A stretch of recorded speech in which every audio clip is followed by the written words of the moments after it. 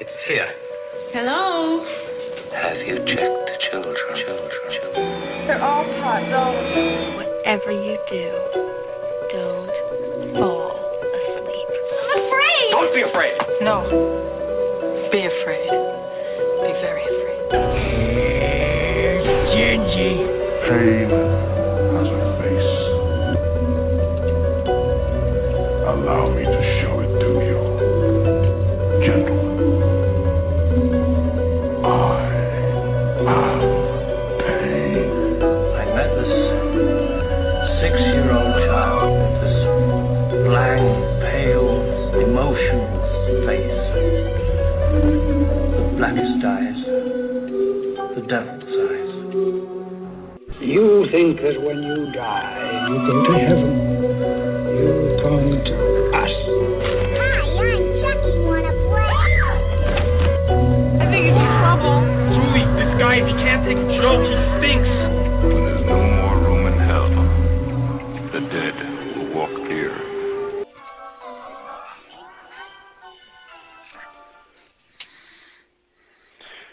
Good evening, Flesh Wound Radio freaks, and welcome to a brand new 2019 edition of Flesh Wound Radio. I am Daniel Shine, joined, as always, by Mr. Sophistication himself, Todd Loya, and our part-time champ, Pugs Dread of the Horrified, is with us tonight to hit you motherfuckers with some Germans. How goes it, gentlemen? Namaste. All is well. There you go.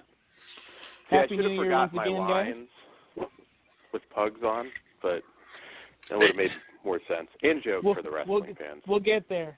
We'll get there. I'll fuck something up tonight. Anyways, so Dan yes, never. First, I No. gotta fuck up. See, you're already going to do it. There's a black person in one of the movies. We'll get there. I know what Dan's about to say, and I'm already ready for him to do it. So I'm stalling while I find my clip because. Okay, go ahead, Dan. Pugs is black? No, that wasn't it. Oh, okay. I was going to say it seemed to be. Oh, I thought you were. I thought you were going to welcome everybody to something. What the fuck, Todd? I don't know what you're talking about. I thought Dan was about to. I know, I did. I know because he got cut off. He was about to welcome you to the first show of the year. Were you not, Dan? Did I get cut off? I already did say a 2019 edition, Todd. It's our second show of the year. You, Todd. Nope, it's our second show of the year. But I was even going to say first regular. Commentary is a little different. Okay, I'll take it then. I'll take it then. In our regular format. Man, that one's all me then. There you go. God damn it. That's right. I'm not. This is going to be a fuck up. The next guy that says shenanigans. It's going to be a Botch 3 2019. That's too my late. new credo for 2019. Botch free since 2019. Anyway, Botch free debauchery. That's a good shirt. There you go. That makes more sense for us. So how? Well, I've talked to you guys. I was about to say how was your holiday, but how was your New Year's? Other than watching Precious and going to Ozfest, it was fantastic. But which was better? We'll be able to talk some Precious again later. I'm excited for something. Hell yeah. Oh my God, that was awesome. Right? I actually bought a Precious shirt and I wore it to Ozfest, so it was awesome. Oh my God, I want to see that February 9th now. Okay, I'll wear it. Would you wear Precious? Ozfest was fucking awesome. It was a long day, but all fucking cool. Hung out with a bunch of friends. My friend Wednesday 13 was the opening act, so I got to hang out with him a lot. Helped him out a little bit. Brought in the New Year with Ozzy Osbourne. was great. Yeah. Oh, that's awesome. Definitely I can't believe sounds he's standing up straight. He has help with the mic stand. Zach So Wild anyway. did fall down in front of me. That was hilarious. Oh, nice. Yeah. I'd love to see Ozzy live. That's one thing. I've You done should a before lot he of goes things. away. Yeah, I was going to say, I haven't done a lot in the way of concerts. It's like the one, I've done a lot of cool shit. I haven't done a whole lot of concerts, so there's several people I want to see live. But I do have a quick plug, because I will be there, not as a guest. I'm not important enough, but I will be there nonetheless, so you can say hi to me. And that is Days of the Dead Atlanta. I'll be there January 25th through 27th. And, oh, man, I'm stoked for this. Clive Barker is there. There's a huge Hellraiser reunion. He's selling original art at the table. That's going to get me in trouble. I'm hoping it's, like, ridiculous. I'm, like, 10 grand or something that I'm not going to do. But, yes, it's a big reunion, though. Doug Bradley's also there, Barbie Wilde, Nicholas Vince, Simon Bamford, Ashley Lawrence, and Andrew Robinson, who's somewhat rare. He doesn't do the convention rounds all that often. And he's a tough one, too, because I got to get something Scorpio, Dirty Harry signed. I got to get, of course, the Hellraiser stuff signed. Deep Space Nine, The Legend, which Todd doesn't watch. God, You lost me with Deep Space Nine. Garrick. Todd. I respect almost all fandom. He does. Well, that's true. I was going to say old school action. He's there. Sci-fi nerds and horror nerds. He's been lucky what he's done. Not a huge filmography, but lucky with what he's done. So you got to complete it, Todd. You got to watch Deep Space now. No, I'm cool. Yeah. I'm not into that spacey shit.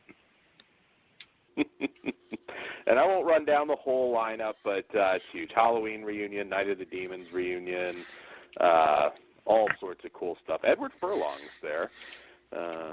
That's impressive. Yeah. Chris Jericho's there, The Outsiders. It's a pretty sweet lineup. So yeah, if you see me, come say hi. I think that's all I've got for news. Oh, I'll just plug it at the beginning of the show. Flesh Wound Dan, eBay, lots of new stuff up. Check it out. You can access it through fleshwoundfeatures.com. I'll whore myself out early. What do you gentlemen have? Because we don't have any real news today. Not a heavy news day. I don't have anything to pimp out today. Well, Pugs is later because we do have a musical break, but. All right. Ooh, okay. That I got in trouble for it. Yes. I'm excited about Hilary Duff playing Sharon Tate in The Haunting of Sharon Tate, or whatever the fuck it's called. That should be cool. Seriously? I like her. Oh, she got casted. You haven't seen the not trailer? Sharon Tate not in the Tarantino movie, but she has her own like haunting, because I guess like a week or something before she died, or a month, she had premonitions of dying. So that's what they're going on. I don't. Oh, okay. I don't know where Dan's been, but I'm sending him the trailer. Dan. Well, I thought Margot Robbie, when he said that, I was like, I thought Margot Robbie was Sharon Tate. Yeah, that's in Tarantino's movie. Okay. That one I'm sure will be way better, but I love Hilary Duff. I've liked her since Liz McGuire and Cadet Kelly. I do not know what that is, but I know who she is, but I don't think I've ever heard of that. She has actually done quite a few horror things, though. So I don't know. She might. There you go, Dan. You can watch the trailer later. I just sent it to you. Oh, sweet. Okay. All right. So just to address one question about somebody asked, how are we not doing Bird Box tonight? Honestly, and I saw it, everybody's fucking seen that movie. I swear, like, everybody in the fucking world has watched Bird Box. You haven't You've seen not? it? I haven't watched it yet. It's fine. Okay. It's Should not I? the second coming of Christ that everybody says. I don't see why not. All right. You'll enjoy it. Yeah. I was going to. Malkovich. He's awesome. See, I was going to, and I ended up finally Mm-hmm. watching and binging the entire Making a Murderer, so I got sidetracked. I need to catch up on season 2. Oh, yeah, you should watch it. I'm all caught up. Well, I'm actually working on A Haunting of Hill House right now. I'm almost done. I fucking love it so far. Oh, it's really good. I'm through, Okay, but good. yeah, it's good. Because I'm only on episode 4 or 5, and I was like, holy shit, it's awesome. But then after that, it gets better and better. Really? Oh, that's so exciting. Yeah, no, it doesn't. Yeah, don't worry, it doesn't fall apart. You know what I've been slacking on, because I've had plenty of time to get ready for this show, but I've literally just finished yesterday. Wentworth. Does anybody watch that? That is a fucking awesome show. I was just perusing Netflix. 2 episodes. Mm-hmm. I'm Orange is the New Black guy.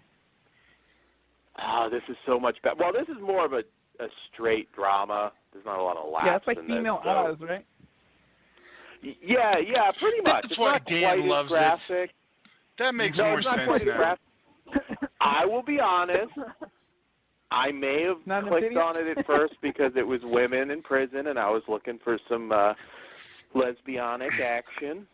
I'm not going to lie, that was what I was doing. I wanted to see some titties and my 4K TV, my new 4K TV, which is awesome. How is that working out for you, on a side note? Really cool. It's actually, really good. I have to ask you, Dan, have you properly got so you're really watching Netflix in 4K yet? I don't know. That I believe I did. I still have a couple things I have to tweak. Are you watching Netflix from your Roku or from your TV? Roku. Then you're not watching. But I need to get a new Roku. Yeah, I've been told if I get the new Roku, I'll be fine. But since you have a smart TV, you could just use the app that's on it and start watching now. Okay. Just enter my regular password and info, and I'm good. Yeah. Just find your smart hub, and you're good. All right. Maybe I'll have to do that. I still need I need a stand and shit. It's been busy, but doesn't quite fit my stand, but it looks awesome. And yes. Fuck yeah. Yes, I watched the women in prison thing. That's good though. It's not. There's not a whole lot of mattress wrestling in this one. It's it's there, but so they're standing. It's actually a really good. Yeah, I know. It's like I tune in for the tits, and then I'm like, it sucked me in. It wasn't just the tits that did it. So there you go. So there you go. So anyways, enough titties talk. We've got movies to review. It's 2019. We're respectable gentlemen now, and he says before titties come up like 10 more times. All right. So we'll kick it off with our theatrical release for the first. It's kind of a tough one to say really what genre it falls in, but I'm going to say thriller, mystery. It's got a little bit of everything going on, and that is Escape Room. So Escape Room follows 6 strangers who receive a mysterious invitation to take part in an escape room challenge for a high reward of $10,000 each, and they find themselves in circumstances beyond their control and must use their wits to survive. Okay, so kind of a weak synopsis, but I think everybody's seen the trailer for this one. All right, so I'm a mark for this type of movie. I remember, 97, 98, when I first saw Cube. That was like really in the 90s, one of the major movies to just blow my mind. I was fucking obsessed with Cube. When I first watched it, I was like, wow, this is so fucking cool. And it gives you just enough. It doesn't over-explain it. It's a fantastic concept. At the time, it had a totally unexpected outcome. who makes it through and whatnot. I just thought that was a masterpiece. So naturally, I was pretty excited for this. And I was pretty impressed. We get the hot redhead from True Blood, whose character I forget now. Deborah Ann Wall. That's her real name. There you go. Love her. And Tyler Labine from Tucker and Dale versus Evil, of course. So it had a pretty good cast. I enjoyed this one quite a bit. If you're looking for a straight-on horror flick, it's definitely not that. It's kind of a mystery thriller, I guess, if you want to classify it. But I had a really good time with it. And I have some concerns that I'll get into in a minute, but what did you guys, Pugs, what did you think? Did you enjoy it? I actually went in thinking I was going to hate this fucking movie because I wasn't impressed by the trailer at all. I was like, oh, I'll wait for home video. But then you guys said you wanted to review it, so it gave me a reason to go check it out. And I'm glad I did, most of the way. I was having a really good time watching this movie up until about the third act, and it kind of fell apart for me. But up until then, it was very fun, very smart. Smarter than I think it's going to get credit for, because I think it's going to go over a lot of people's heads, like just how intricate it got. But yeah, overall, it's right. Yeah, I'm with you on this. How do I word this? Shit. I agree with, like, the premise and everything. The setup was great, and it was fun throughout the entire thing. And I do agree the third act is where it starts to lose itself, but not enough to the point where I didn't enjoy it overall. I think the last 5 minutes is kind of where I'm like, But overall, yeah, I did enjoy it. Dan, what are your thoughts? Yeah, I would kind of agree with that. I really felt like the only thing this movie did wrong, and it didn't ruin anything. I agree with you there. It's a very entertaining film, and the rooms were all very clever. And it's always, of course, refreshing to see a genre film where you're not dealing with complete bucktards. Everybody was reasonably intelligent. Nobody really kind of grated on my nerves or anything. And I think it tries to explain just a little bit too much, gives you just a little bit more than you need at the end, which is what the Cube movies did, quite frankly. I mean, the first one's a masterpiece. I enjoy the other two, but by the third one, it kind of becomes more standard. With this, honestly, I would have rather have just not known much of anything, but they obviously went the franchise route. I know this movie's a bit of a sleeper hit, so a sequel I think is reasonably inevitable. Pretty much, yes, yeah. I mean, it's already doubled its budget the first week, so I don't think there's much competition this week, quite frankly. So I think it's going to have a solid second week as well. But yeah, and I like the backstories on everybody. We get a hot Freddy Krueger Ginger, which is pretty cool. Wouldn't have made any difference to me. I take it, by the way you say that, Pugs, it wouldn't make any difference to you. No, not at all. Actually, well, I thought we were going to get classy, but I wouldn't mind seeing it drip down those scars and shit. Fill in the crevices. And there goes our classiness for the evening. Yep. Yeah. You know what's really horrible? The entire time I was watching it, I was like, they needed to like incorporate Todd into this, like fondle room or something. Like every room, like Todd pops out and he's like trying to fondle some kids. Can we just do this ain't rape room, the Triple Export parody?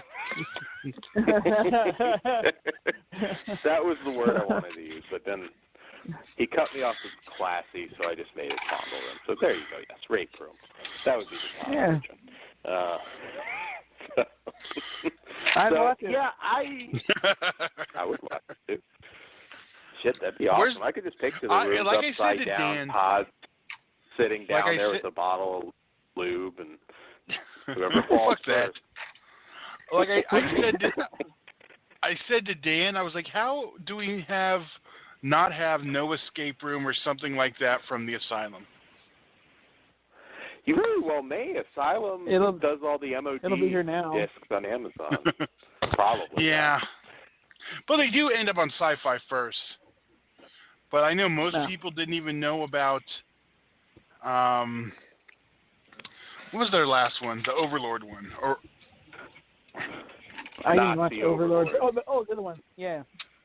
The rip-off, Nazi Overlord. Yeah. A lot of people wouldn't even know about it. You have to go to I think it was Nazi Overlord. Tom Sizemore was in it, but yeah. Kind of bugs me that they're not on Blu-ray, though. I don't mind MOD, but put them on Blu-ray, goddammit. But, yeah. So, I mean, I really dug Escape Room. I don't think it's a masterpiece.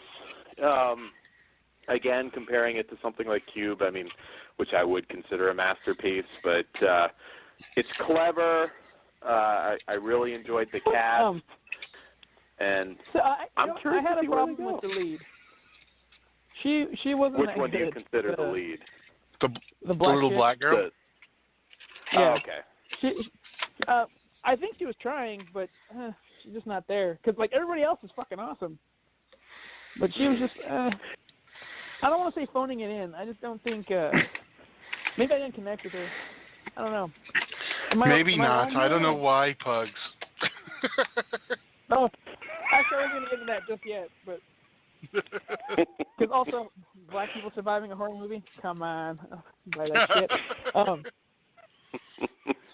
They have to. Am I wrong? Yeah. Because like at a certain point when she starts without spoiling anything.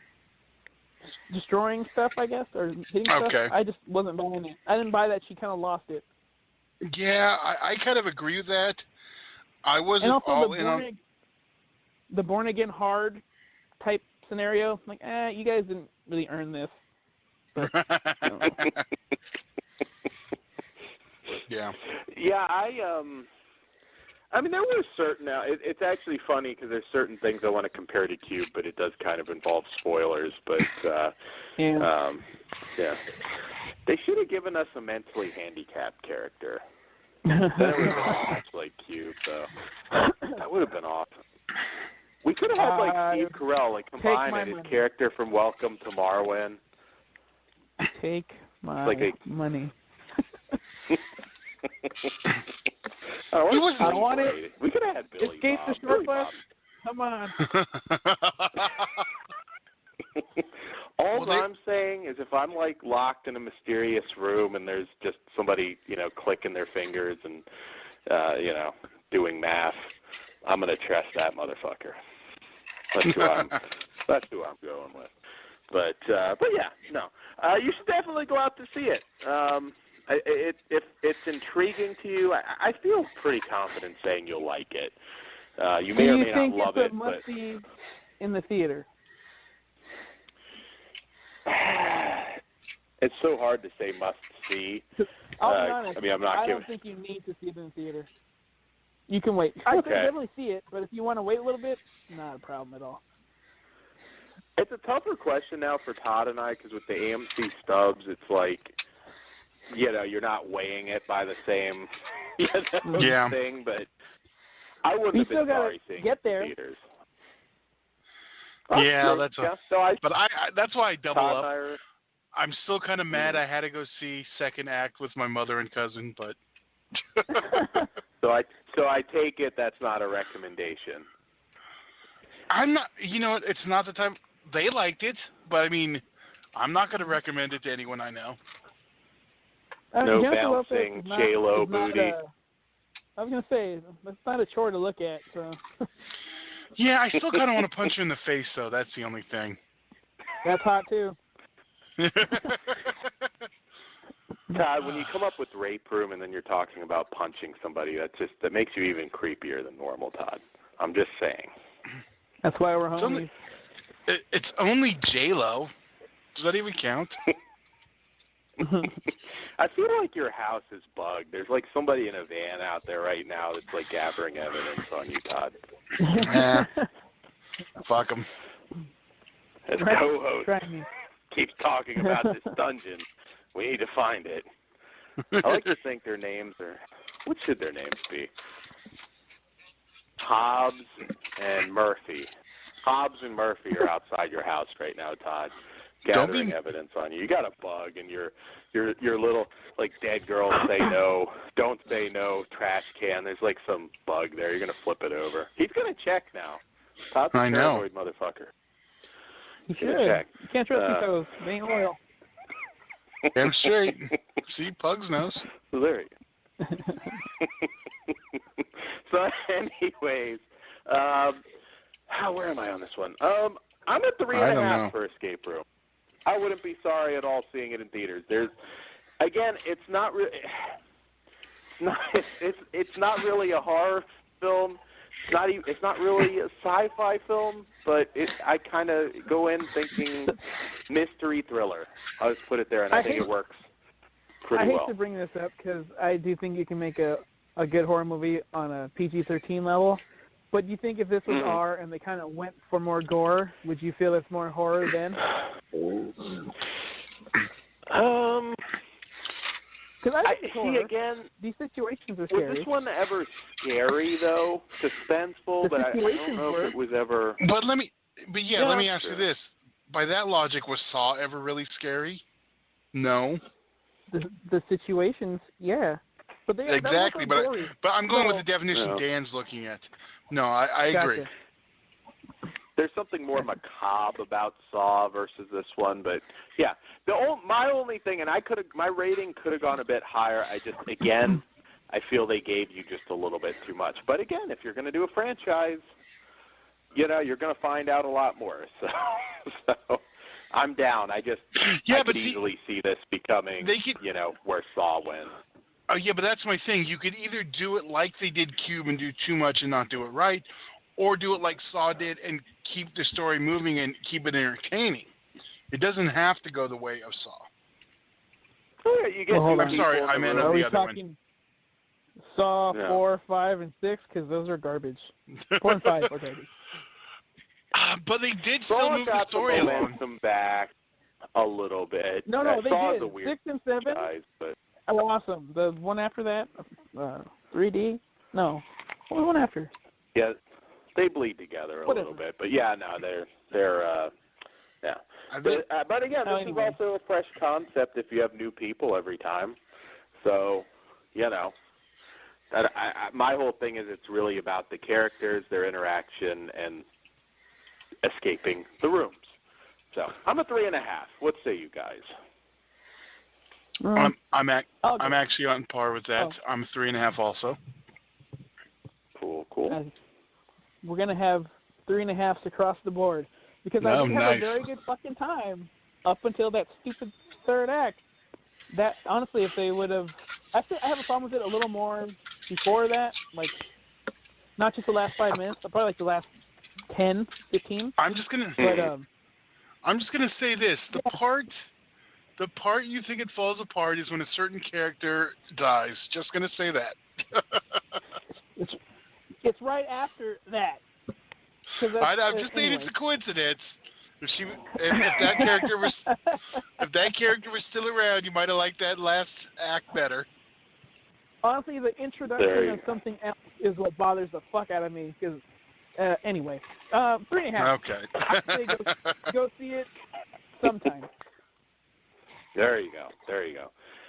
It would have been a 4.5 if I saw some Freddy Krueger titties, but. Oh, would have got a 5 for me. I love her. Movie of the year.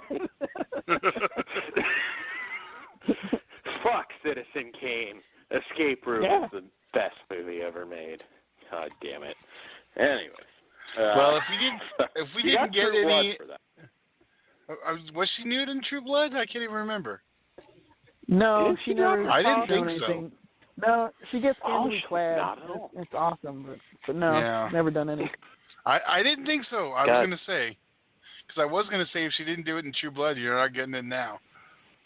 Mm-hmm. Yeah. Hey, what, Todd? Not necessarily. I think we got a silhouette boob in Daredevil, if I remember correctly, but that was about it. We'll take the silhouette boobs. Yeah, I'll take what I can get. Some actresses, they'll do something a little edgy at some point. It could happen. Elizabeth Berkley started on Saved by the Bell and showed the goods for Showgirls. So yeah, that was her first movie though, so it's not like it was like years later. It's like if she didn't do nudity in Showgirls, she wasn't doing nudity in everything. So that's a horrible example, Dan. So maybe when she becomes a senior citizen, we can get that she can plus the Sunny. Helen Mirren. Release a video. I was going to go with Helen Mirren, but I'm sure you prefer the I'm sure you prefer the Sunny route more. Absolutely. Helen Mirren showed tits throughout the years. I mean, Helen Mirren. You get to see those titties in the 70s, 80s, 90s, and into the 2000s. So she's like, some people start and never stop. Yeah. So. Still waiting for the 2020 titties. Walter? In 2020, if she doesn't release it, that's a fucking myth. How dare it? Yeah, I hope so. That'd be perfect. It's going to be like Henrietta and Evil Dead 2. I don't think they're going to be that appealing, but I'll take them. So anyways. We just want to know. Moving on to our next film. Classy. Keep it classy. Our UK sci-fi horror film from director Johnny Kevorkian.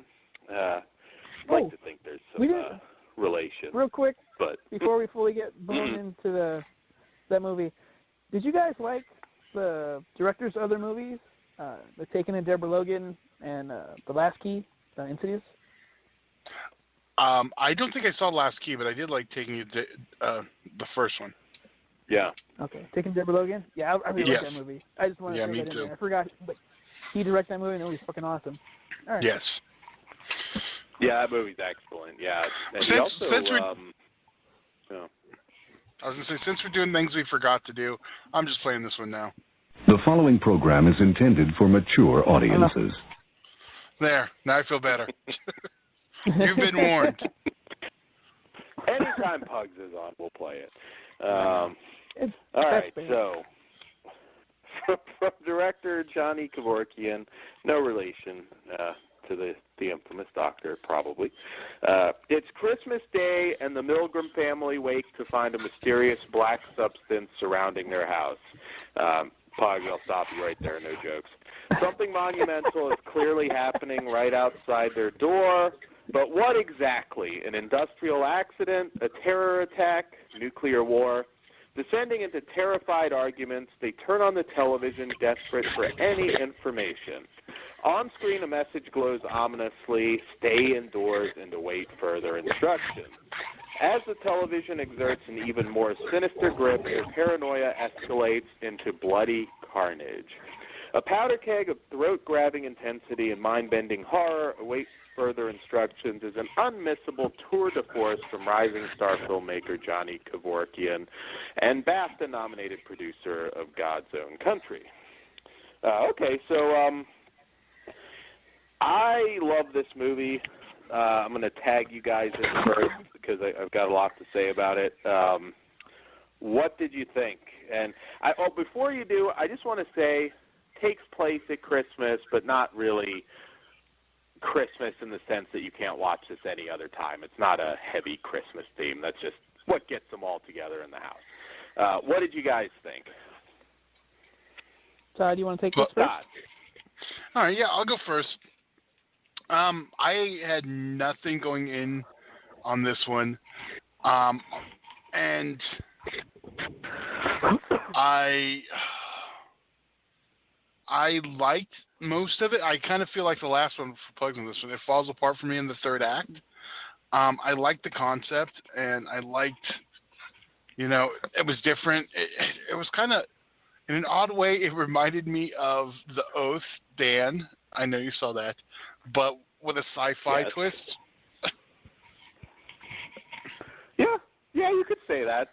Kind of, sort. Yeah, no humor in this one, but yeah, a little bit of humor. David Bradley was funny. Yeah, I love this one though, and I dug David Bradley, the perverted, kind of mean grandpa, who kind of has to constantly remind his son that he's a pussy. There were a few. I think my favorite line was, "I can still scrub my own balls." It's funny. Was it Swelcher? But other than him, this one. Swelcher. Huh? Swelcher. That thing he kept on because he wet his fucking bed. Yeah. Yeah, that guy's awesome. And of course, yeah, he is really good. He's great in The Strain, and he's doing a lot of genre work lately. Game of Thrones. Which is a good thing. Yeah, Game of Thrones. He's a real asshole in that one, too. Oh, I fucking hated him. And, so he's really good in this. Kind of obviously not too thrilled that the grandson has an Indian girlfriend, and it definitely does a good job of setting up the family turmoil ahead of time. He's obviously not been back home for a while. I love this. This really kind of, in a lot of ways, felt like a 70s kind of horror film in certain ways. Just kind of the social commentary and kind of relating to, older meets younger generation. A lot going on here. I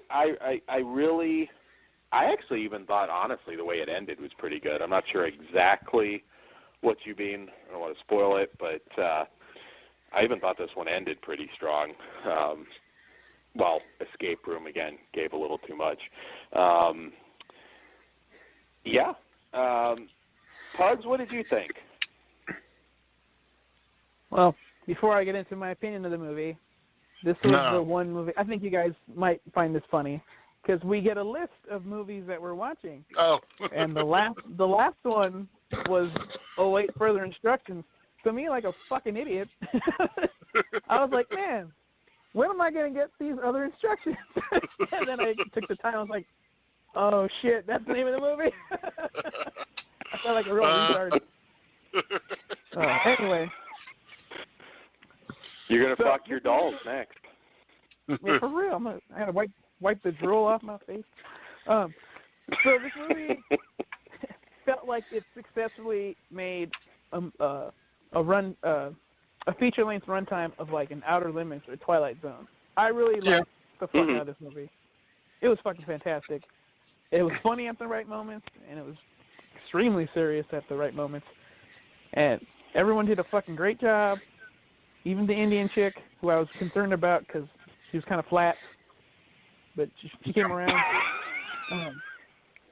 Yeah. Oh, I thought you meant Not something else. Never mind. I thought I was on that titties too, but again. whatever. No, this was a fucking fantastic watch. I enjoyed the shit out of it, and then I think the end was awesome, and I really don't know how.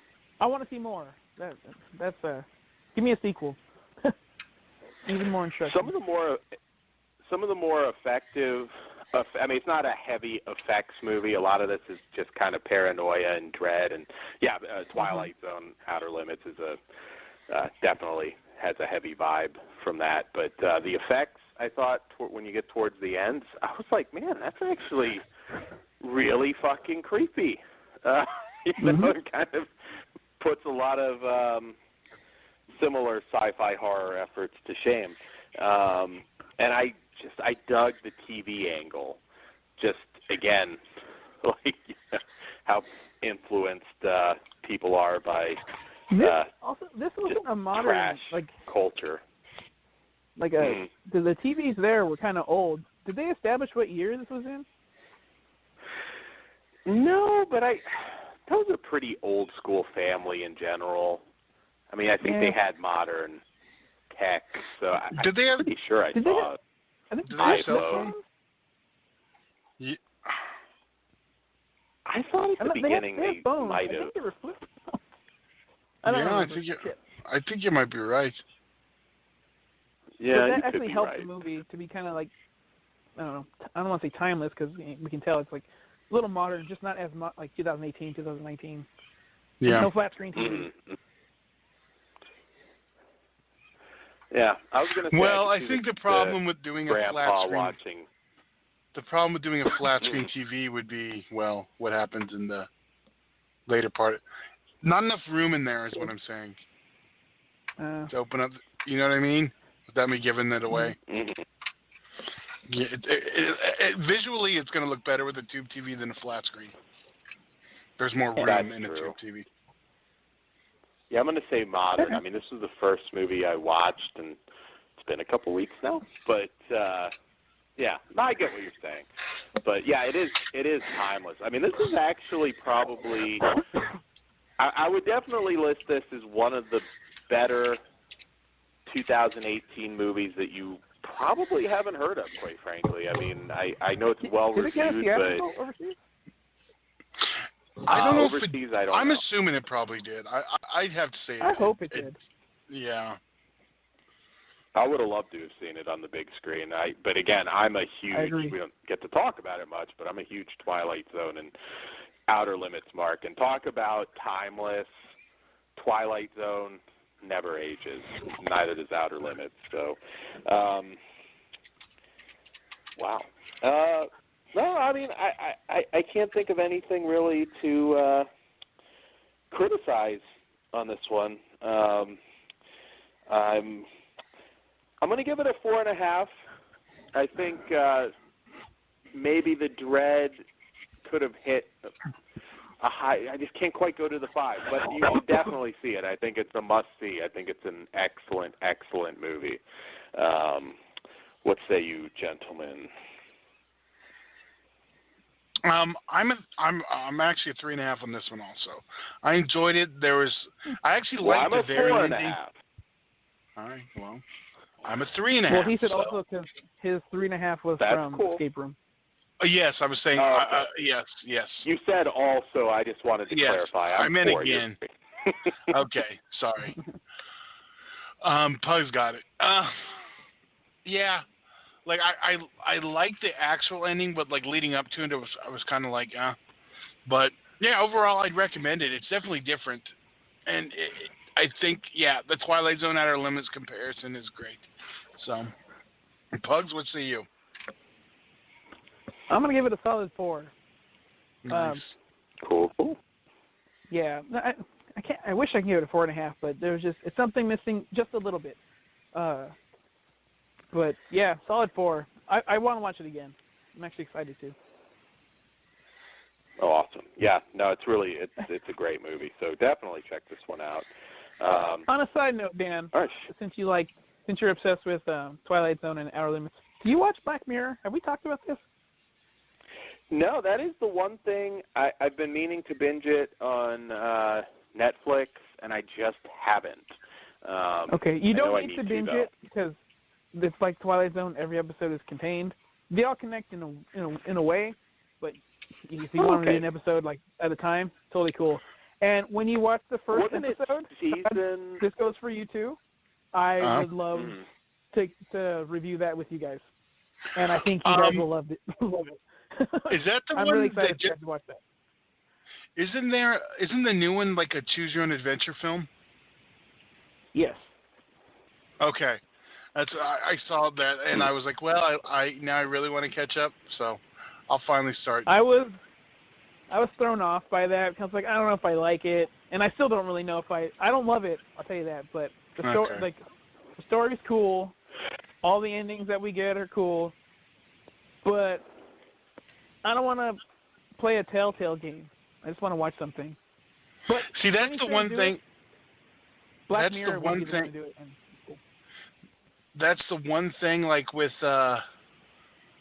Return to Haunted Hill was when they did that, but you could just watch it like straight cut. It wasn't like always you had to choose your own thing. And the one that my favorite is Final Destination 3, because if you choose not to go on the ride, it just the credits start, and then it's a good movie. Harsh. Right on then. That would be kind of cool, just to do the like the Disney version of the horror flick. It's like, you know, the father doesn't piss on the tombstone, takes his kids for ice cream. It's all happy. I just got it. What? Glass House? Yes. Is that where you're going? I know the you will. The Virgin Fall is now a Choose Your Own Adventure film.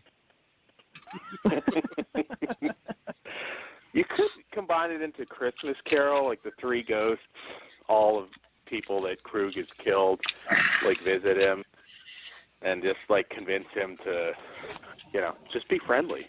Can hold hands, skip him through the woods, go over to the parents' house for dinner. Like, just be like a warm, like, Christmas film. Yeah, that's I kind of want to see that.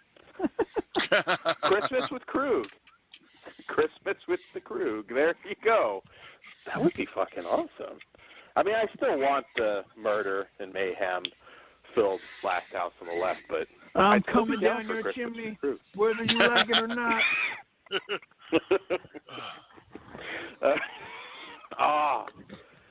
Hollywood needs to hire us. We would make things so much more interesting. But alas, 2019, I don't think that's ever going to happen. We got to do it. I'm down. Yeah, we can do that. I didn't, you know, I thought it was like American Horror Story. I knew separate, but I thought each season was a separate story. I didn't realize it was episode to episode. Episode to episode, yeah. Oh. And they're fucking fantastic. Well, I keep hearing that. You know what I'm doing after the show, though, is Castle Rock, because I've been dying. I don't have Hulu, and I got the 4K set, so that'll be next for me. I don't think either of you have watched Castle Rock, have you? I was going to watch it on Hulu, and then I'm just waiting for the 4K. Okay, I've got it. It's out. Mine's on its way. Oh, cool.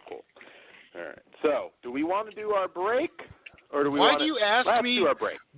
Why do you ask me on the chat and don't give me a chance to respond, and then you just ask us on air? That's not professional. God damn it, Dan. There's your answer. I know. Well, I thought I didn't, and I kind of do. I'll just okay, we will be taking a break now. Pugs, do you want to introduce our song? Sure. I'm eager to hear it. All right.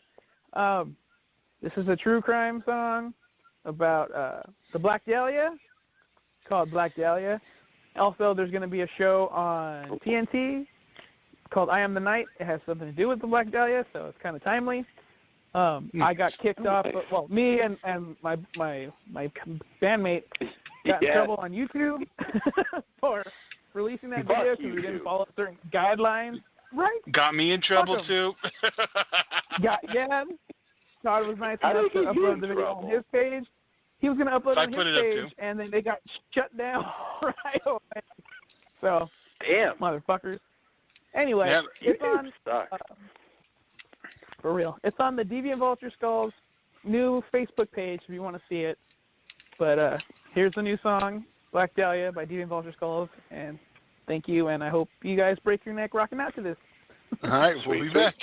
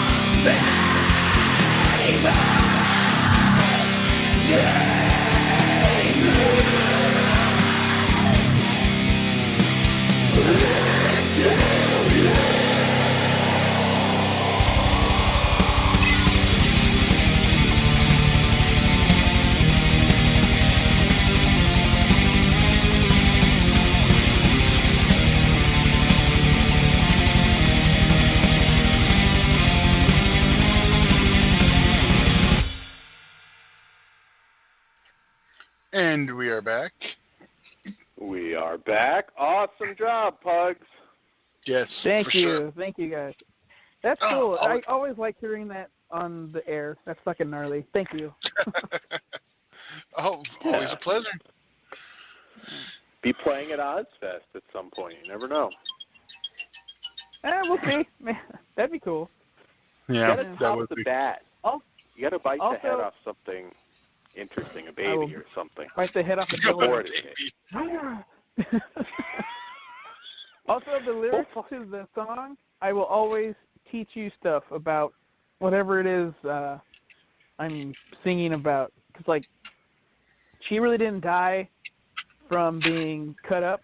She was already dead, but she died from shock, body shock. And it's in there. I couldn't fit in the fucking cuts on her pubic bone, though. I couldn't think of anything to go with. You couldn't shoehorn that one in? No. Couldn't rhyme for Todd. Get a beat. I don't know. We'll get into the next song. Todd couldn't have done it. Maybe an ancestor. It could have happened.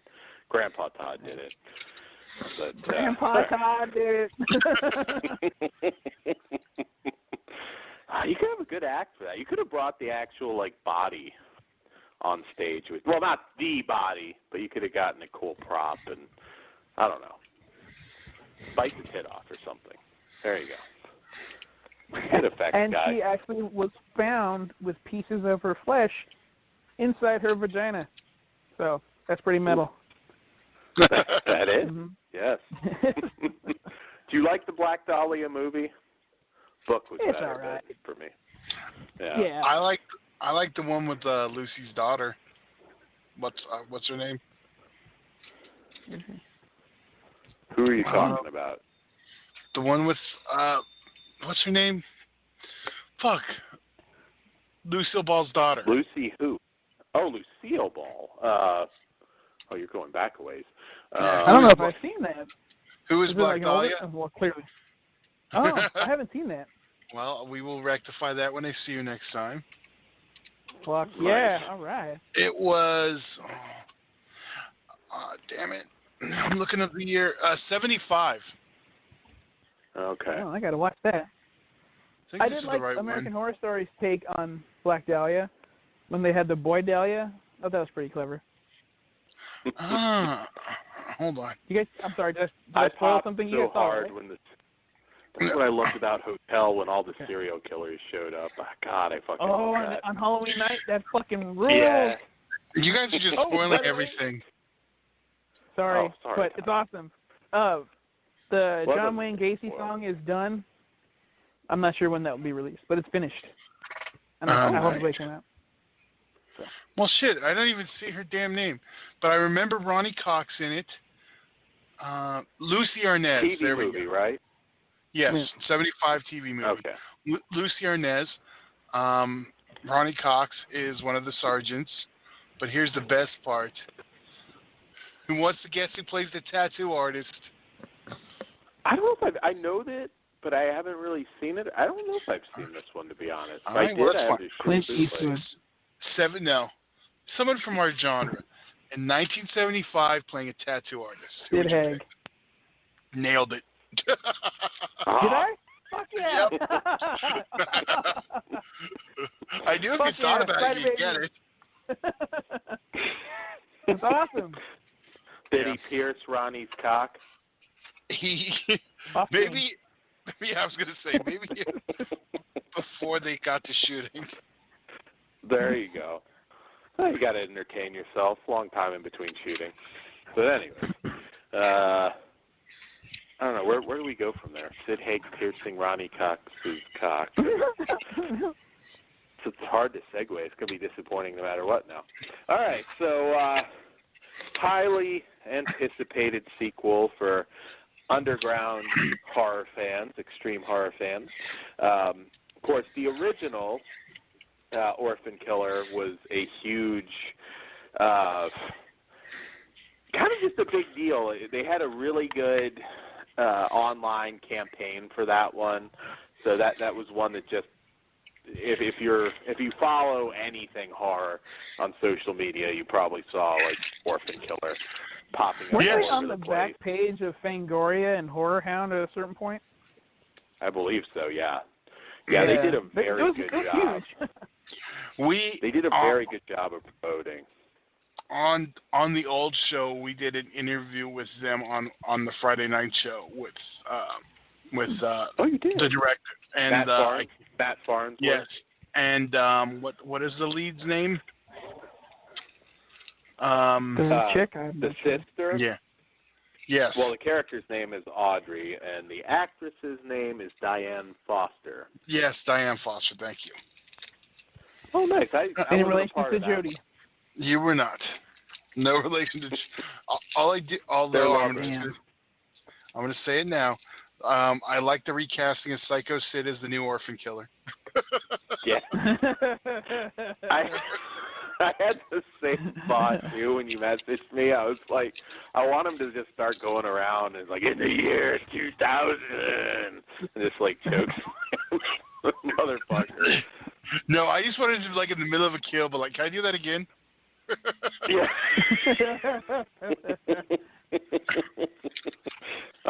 Ghost Mean Gene tells him it's live. God damn it. You know that wasn't Mean Gene who did that. Was it? Wasn't that in WWE? Was Mean Gene. Was it? No, sir. It was Mean Gene, and that was WCW. Okay. Yep. Well, then he fucked up at WWE, too, because I remember him doing it when he was still there. It's live, pal.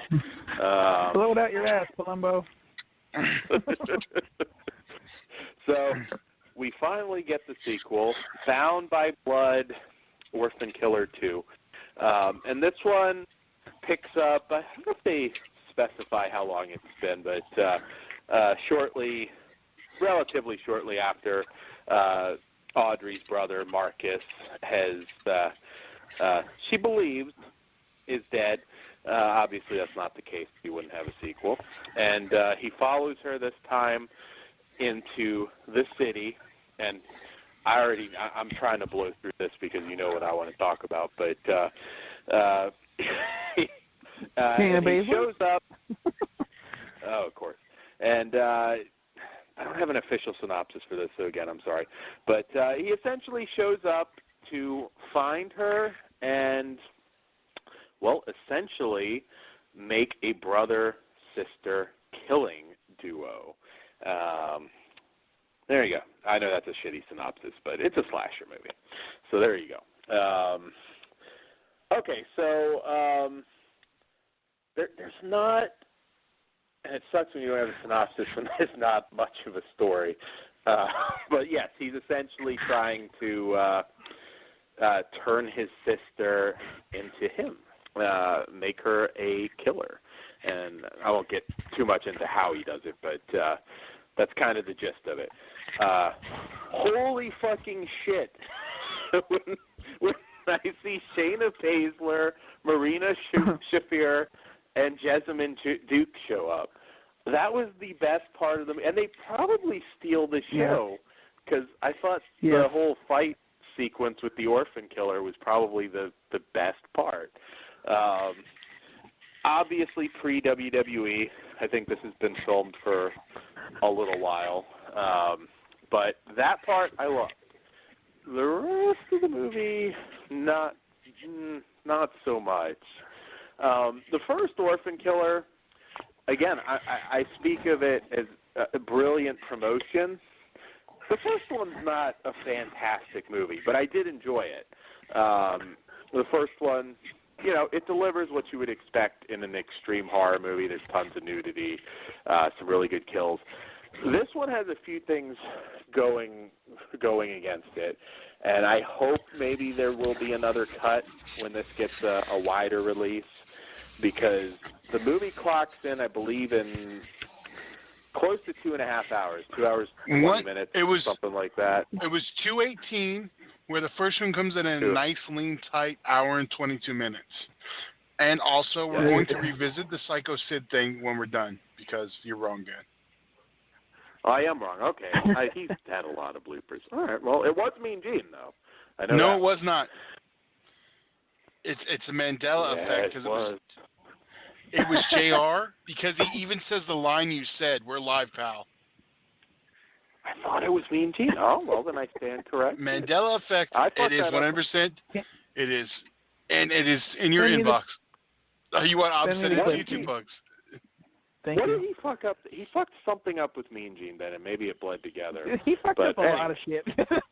No, but the one you're it. describing is the one I remember in my brain, and I immediately found it. So sorry. All right, we'll have to make a correction on the next Squared Circle Society. But you know what we'll do? Yeah. We'll ask Bob when Psycho Sid fucked up, who it was with. We'll ask Bob and Well, he didn't correct me. What? He didn't correct me on the last show, so he might not remember either. But yeah, that's now I can kind of see it now. But now you can legitimately see it if you watch the clip later. I will watch the clip, Todd. I had one little botch, but that botch was in 2018, so it doesn't count. So anyway, you said it tonight. I didn't even remember you said it last year. Yeah, but it was referencing. I'm going to say 2018 botch, but anyway. Well, no, because that show was on the 3rd. That was still this year. So you're all right. Well, whatever. Well, fuck you. Mean Gene has not been dead that long. But I didn't call it. I didn't call it botch free. I didn't coin that yet, so it's okay. So it's good. If I do it again, then it doesn't count. But anyway. I love that little laugh. Fuck you, Todd. Just gotta keep going. You just gotta rub it in. God damn it, Todd. Son of a bitch. God damn it. Fuck. Yeah. I'm going to channel I knew I wasn't crazy on this one, so I was going to get it right. So you can... You just fucking smile and blow me! Thank you, Mel. There you go. Mel, yeah. Well, this conversation is way better than fucking Orphan Killer 2 anyway, so this is cool. Yeah. For me, the fucking the first half hour. The first half hour, I think it was a half hour. The survivor story, and when she meets the fighters and tries to learn how to fight. I was all about it. I was like, this is going to be excellent. Yeah. So I really like this. They turned it into a comedy, but yeah, it was fun. But I was having a good time. Right after that, and you think I'd be okay with this because there's this Harley Quinn type character, and I'm like, oh, she's hot, she's cool, but I'm just annoyed throughout. Honestly, I thought about turning the movie off, and I never fucking do that. Wow. Even if I was like, I am not into this. I was on my phone most of the time after that. I tried. I fucking tried. And again, the opening scenes, and I was like, okay, you have me. And then you just drop me on my fucking head. It's whatever. Todd. I have something to point out, but I didn't want to be an asshole, so I'm going to see if Todd's going to be the asshole. What did you think, Todd? Because I have more criticisms of this. I don't even know what I feel like I'm already the asshole because I don't know what I'm supposed to be pointing out. Well, that's good. I'll be the asshole then. But go for it. Yeah, I was puzzled on this one. I didn't, after rewatching the first Orphan Killer, which I did still enjoy, I was just kind of like, well, maybe I don't. The memory was better, right? Yes. Yeah, first definitely. One's, fun. Yeah, different tone though. The first one's pretty much serious. Yeah. But I did like the first one. This one, it just drug on. I think if it was cut down to 90 minutes, you could make something salvageable, but it'd be mostly the first half. Yeah. Which is the excellent part. Yeah. Though, the problem with that, though, too, the kills were better in the first one. I mean, you do get some, decent kills in this, and it, it doesn't go the, CG route, but I don't know. There wasn't a whole, again, my favorite was the fight with the girls. And, again, we're wrestling fans, so a lot of people aren't going to give a shit about that anyways. I like the random cool. bar Their fight. Halloween costumes. Yeah. That was pretty gnarly. Yes. I kind of just like playing around in a bar, and it's like, oh, I know this will be funny. Let me hit her in the fucking head with a glass bottle. I'm about to be an asshole. So probably one of my favorite bits. Didn't mind seeing Diane Foster's ass. But if you have a rapey coworker, why would you wear a dress that short with no panties? I'm just gonna be the asshole and throw that out there. That was pretty dumb. I don't know. I feel like it's like you're spending the weekend at Krug's place. I think I'd wear, well, not me. Maybe me. You never know. You don't know what I do. I think you'd wear the panties. Was I the only one that thought that? I was laughing my ass off at that point because I'm like, what the fuck is going on here? You're supposed to be able to wear whatever the fuck you want. Honestly, that's unrealistic. And, I'm not supporting rape culture at the moment. Right. Not everyone abides by, the rules and what you should and should not do. You can't control what other people do. You can control what you do. Be safe, you dumb bitch. For legal reasons, I'm obliged not to comment on this. I'm gonna free ball like a motherfucker at the next UEW show that I'm down there for. So I'm just gonna say, I don't care. I don't know how I feel about that. No, I'm pretty indifferent. Choice. Whip it out. There you go. There you go. It'll be an extra feature for the next Blu-ray release. It'll be awesome. I'm gonna show up in short shorts. Can't really wear a sundress. Actually, that'd be pretty funny. Just show up in a fucking sundress, same fucking dress, and just not Perry say Saturn? anything. Wait. Fuck yeah. Have Moppy with me. Be awesome. So yeah, I'm hoping that this will be edited when there's a general release version of it, because it's not Lord of the Rings. It's a fucking slasher movie. I think it's still going to be a flawed slasher movie, but yeah, Todd's right. You get it down maybe to 80 minutes or so. Maybe it'll work. There's not much of a story here, though. I think the story's kind of stupid. The whole turning her into a killer thing just didn't seem to fit. I don't know. That didn't work for me at all. I'm with you on that. I'm trying to check real quick. I want to say this was done in 2015. Yeah, it's been completed for a while. I would put money down that they had a whole different idea, more with the fighting scenario, and then they just couldn't execute it, so they just said, fuck it, we'll wing it. Should happen. Yeah. So. Yeah, I don't know what the hell happened here. But, I mean, again, I didn't necessarily have an issue with this going more, having a little humor in there. But, I mean, God knows there's been plenty of slasher movies and franchises that started off serious, and then, before you know it, people are getting killed with a fucking Q-tip. But I just wasn't feeling this one. All the fucking baby sister, big brother. Yeah. Oh, my God, I wanted to slice my fucking wrist. Stop it. He felt more like Eugene than Psycho Sid. If Sid were really playing the role, I feel like it would have been okay, but yeah. Imagine how many takes it would have took to make that movie. Oh. Eugene. Would have been cool, Marcus. Just say his name while he's fucking gutting people. As long as he can fit in Master and Ruler of the World, I'd be okay. I still like the Millennium promos.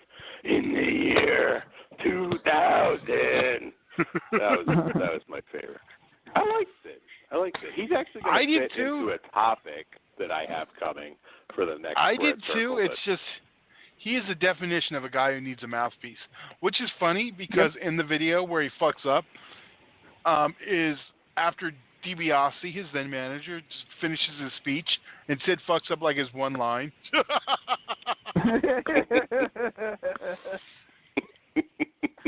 He had an epic one with Nash. I can't quote it exactly, but it was where he basically calls himself dumb, and Nash just kind of sits there staring at him like he doesn't know what to say. It's like, I'm half as dumb as you think I am. I don't think I'm quoting it exact, but yeah, then like that. Yeah, what do you do in that situation? Exactly. What you're right. It was fun. And I'll get right back to the movie, I promise. But when I was watching Raw, I think I even texted. I don't know if it was Bob or which one of you replied, but I was like, man, it looks like Strowman, or it looks like Brock's just waiting for him to hit a line before he comes out, like legit. And I was like, then I saw the reports, like he forgot like every line he had. So I could do that. I'm like, why don't you come down and smell sable on my mustache, Brock? There you go. Boom. Hits the ring. You have your segment. It's not hard, but it's PG, so he couldn't. I know what the 38 special tastes like, beefy boy.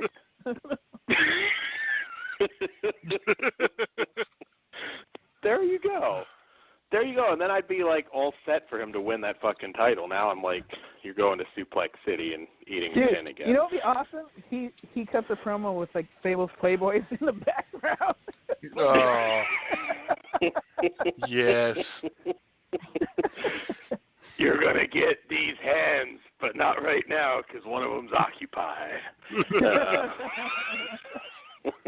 Just like the magazine. Come and catch your hand. Promo ends when he's like, I can't open page 32 anymore without tearing it. Beastie boy. Anyways, we're off the rails, but hey, that's why you listen. So, yeah, terrible pacing, stupid story. Yeah, I think you guys pretty much nailed it. I mean, I had some laughs at the beginning, a little gratuitous nudity, but this one had to. Honestly, this one wouldn't have even mattered, even if it had brought it more in the gore and nudity department towards the end. I don't know if it would have helped it too much. Hopefully we get a shorter version, but don't expect Orphan Killer 2 to be better than the first one. I don't see it. I can only give this one a 1, but again,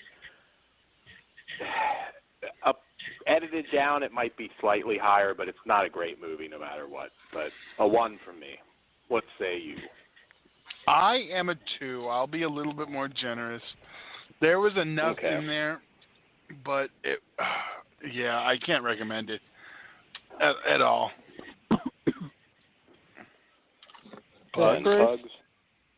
The first 15 minutes are keeping me from giving it a 0. And the very hot girl that's the lead.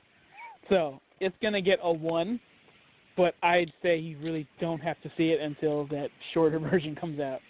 So, yeah. There you go. 1. If it does, I mean, I don't know what's going on with it, but it's not on the Orphan Killer store, so. It was briefly available on their Vimeo page. And I want to say it got pulled right around the time the Real Gore release of the first one came out. And I was kind of like under the assumption, well, maybe they pulled it because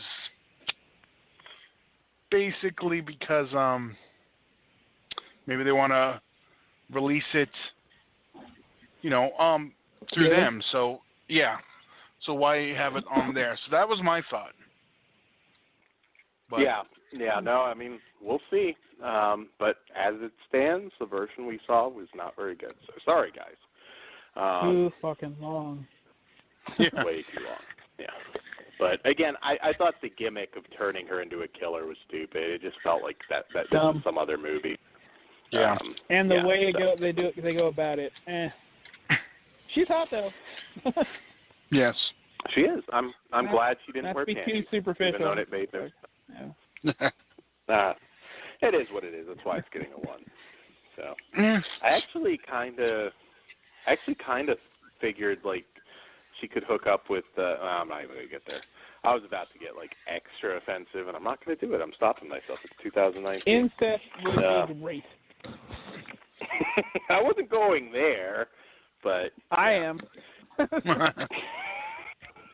It was a joke that involved Shayna Baszler and a strap-on. You can use your imagination.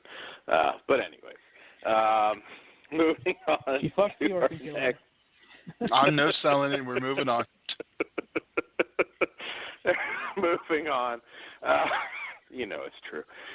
Moving on to our next film, which is also a highly, highly anticipated,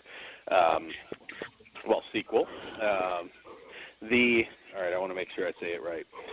The Return to Nukem High, a.k.a. Volume 2. I am of course, proud. Chroma. I thought you were going to not be able to pull that off. I am so proud, Dan. Botch-free, motherfucker. I am shocked. I am, and I'm proud. I hit the springboard off the chair, and I connected with that motherfucking moonsault. Well, all right, so let's see how our shot. next Fletchman Radio, our next Squared Circle Society does. You're not getting crib notes this time. I may have to go back and look, but I will not buy. All right, so, of course, from director Lloyd Kaufman, needless to say. All right, so. As I've said on the show before, I didn't even do the fucking Todd synopsis. All right, I was waiting to see if you. There's not much. Following the events of the previous film, a lesbian couple are determined to eliminate the most corrupt, evil forces of Tromaville in the world. So not much. Before we jump into this, I'm going to say, I still don't understand how Dan did not love the first one. Because he is all about the lesbians, and the first one is all about the lesbians. I didn't hate the first one. But you really didn't like it, Dan. But my thing is now I didn't love it. that you have the whole saga. Because I know a big issue with the first one for you was you were left hanging. Now you have both halves. So, where you want to go first? Well, you were the Troma king, so I was going to let you go first. You're like the Troma fanboy. But yeah, I am. That's why. My first. That's why I'm probably the least person who should go. I mean, I can keep going, but I'm just going to say how much I love it. It's all good. It's all good. The first one. When I talk like recent-ish Troma, I think Poultrygeist is the best as far as their in-house stuff.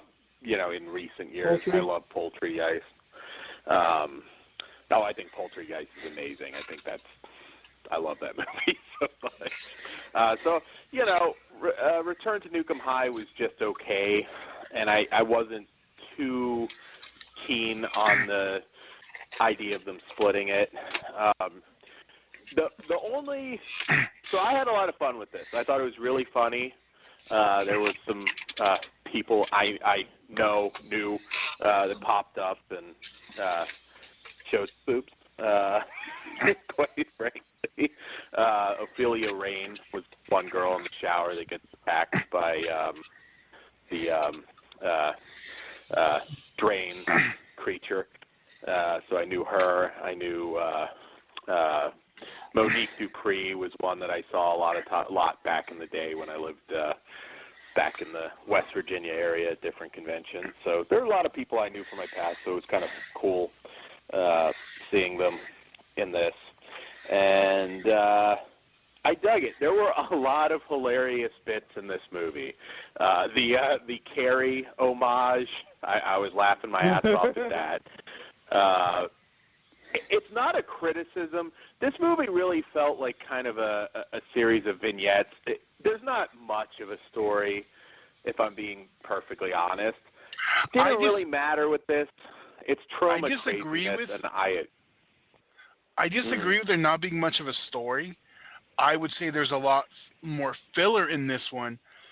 That if you would have cut it down, it would have and put them both together, it'd be a great film. But I do feel like a lot of the stuff was filler that was shot after the initial shoot, and which there was still fun stuff in there. I actually would have preferred a more traditional combination of both films. I do think splitting it probably wasn't the best call, but I still had a shitload of fun with this one. I had a ton of fun too. It made me laugh. Oh God, so cool now seeing Lemmy and of course Stan Lee. I know. He's made his mark. He didn't even get a shout out on the RIPs. This was done so finished so. Yeah. I mean, I miss because Block Shaker though, but he was already, I guess, in pretty bad shape. But there's also, Mark Torgel, the mop violation. I thought that was really cool. We never tuned in to Return to Class of Nukem High, any of these movies for a brilliant storyline. It's not, like you said again, it's not so much a criticism. Did you catch the subliminal message in the dancing? Fuck. What was it? It wasn't Dancing Toxie. Was it Dancing Toxie? The Toxie kept looking over. Mm-hmm. What was the dancing thing? I don't think so. I don't know what you mean. It has the trademark Lloyd Kaufman political. It was in the end credits. I'm going to stuff. look it up. I'm going to check it while I'm doing this, so I know exactly what I'm talking about. So carry on. Did you guys not pop for Lloyd Kaufman's Silence of the Lambs? Oh my gosh! I fucking love this shit. That actually is my favorite part of the whole movie. Do you want to fuck me? I fuck me. No, my favorite. Amazing. You want to guess my favorite? Because even that didn't make my favorite. I know the obvious answer is the lesbianism, but I know it's not. Yeah. You know how I know Dan didn't watch the first one before he watched this one? Because he hasn't complained yet. Because we got some good nudity in this, Todd. Because they reused some of the lesbian footage. Oh, yeah, but we got plenty of shower nudity. I'm not going to complain. My favorite line was, "Don't fill my cum bucket with your shimmering, slimy monster goo." And I loved Todd's girlfriend. "Oh, no, please don't fuck me." No. Oh, yeah. That was my favorite. And it was, "Please don't rape me." Could, though. That would be a boner killer for you, Todd. But okay. My favorite. But I found the part I was looking for. What do you think? Me? Oh, to either one of you. Well, of course, I'm trying to do. I fucking loved it. Shocker, I know, shocker among all shockers. It was fun. It was that irreverent trauma style. Lloyd always has to stick his message in there. We had one too with the nuclear stuff. It is. It's. I can't wait to see the making of. It's one of those. I just love trauma so much. It's hard for me to not just gush about how much I enjoyed it, which I did. Yeah. It's. What did you think? Sorry. No, go ahead. What did you think, Pugs? I had a great time with it. No, it's cool. I liked the first one, unlike you apparently. That was fun, and this one was good too. It's trauma. If you like trauma, you're gonna fucking like this movie. Yeah. It's just a blast. I loved it all. So what did you think I was gonna bring up? Precious. Yeah. Oh. Well, since you brought it up, Dan. I just said Precious. You know what? That's my second favorite part, because Lloyd doing the fucking Buffalo Bill, I can't. That wins. But if she would have been his Precious, oh man. Oh wow. You know what? That movie's gonna get a knockdown because that's a missed opportunity. That shit was funny as fuck. I really can't say much. I loved it. It's funny, and it's what you expect out of a Troma movie. Absolutely. Yeah. And just so, I'm trying to find our group chat.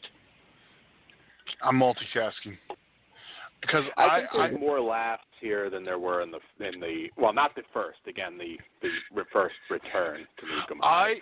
I loved how they God, it was so generic. How they added Lloyd to the first one. Oh yeah. The cut and paste. Oh yeah. Yeah. I think my thing was like the in-house Troma stuff always tended to be really funny and really good. Return to Nukem High, Volume 1, I don't know. That one just didn't feel... Rewatch it, Dan. Like it was... I will. No, because I watched them together, and made me love I actually think the first one's better. See, I don't think so. I'll go back and watch it, but I don't think even close. I mean, again, this one, it's a clusterfuck, but I mean, it's a Troma movie, so all right.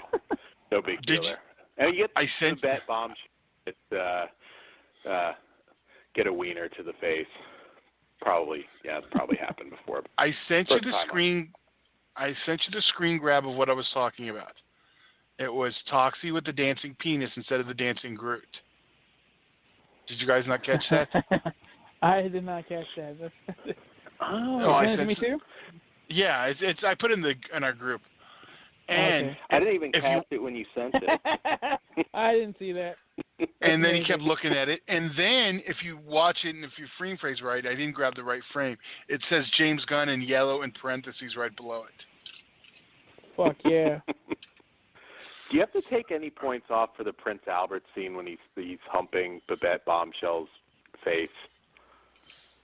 I say no. Yeah, no. Extra points because it's fucking Pierce. That's hardcore.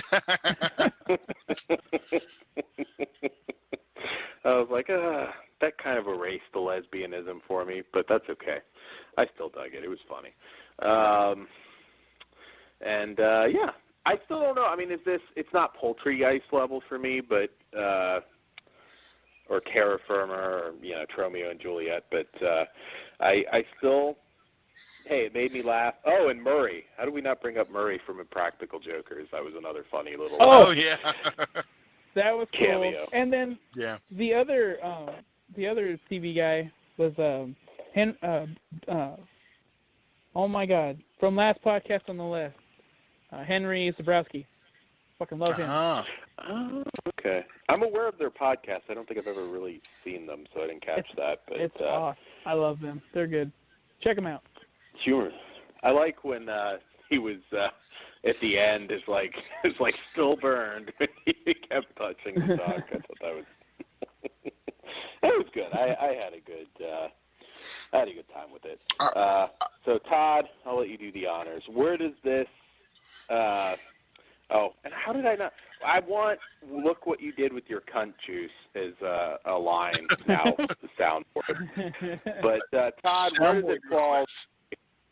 The creme de la creme of Troma for you? That's hard. It's always good to have new Troma. So it's hard for me to really put it in. Is it Terra Firma, which I think Terra Firma and Citizen Toxie are the two best Troma films, period. Even pickups? Even pickups. I know you're a blood-sucking freak guy. I know. I knew you were going to say that. Yeah, no, that's better than both of those. Or both of those are better than that. Yeah. Well, you. I know you like your little midget gayness. Which is unfair because that's only in the new director's cut. So you got something against dwarves? No. Dwarves, Todd. Don't be offensive. That's you. No. Is it better than Poltergeist? No, but it's one of those things where it's like new Troma is always welcome for me. So, with so many people trying to do the Troma style, it's good to see Troma come in and do the Troma style. You know what I mean? Oh, absolutely, yeah.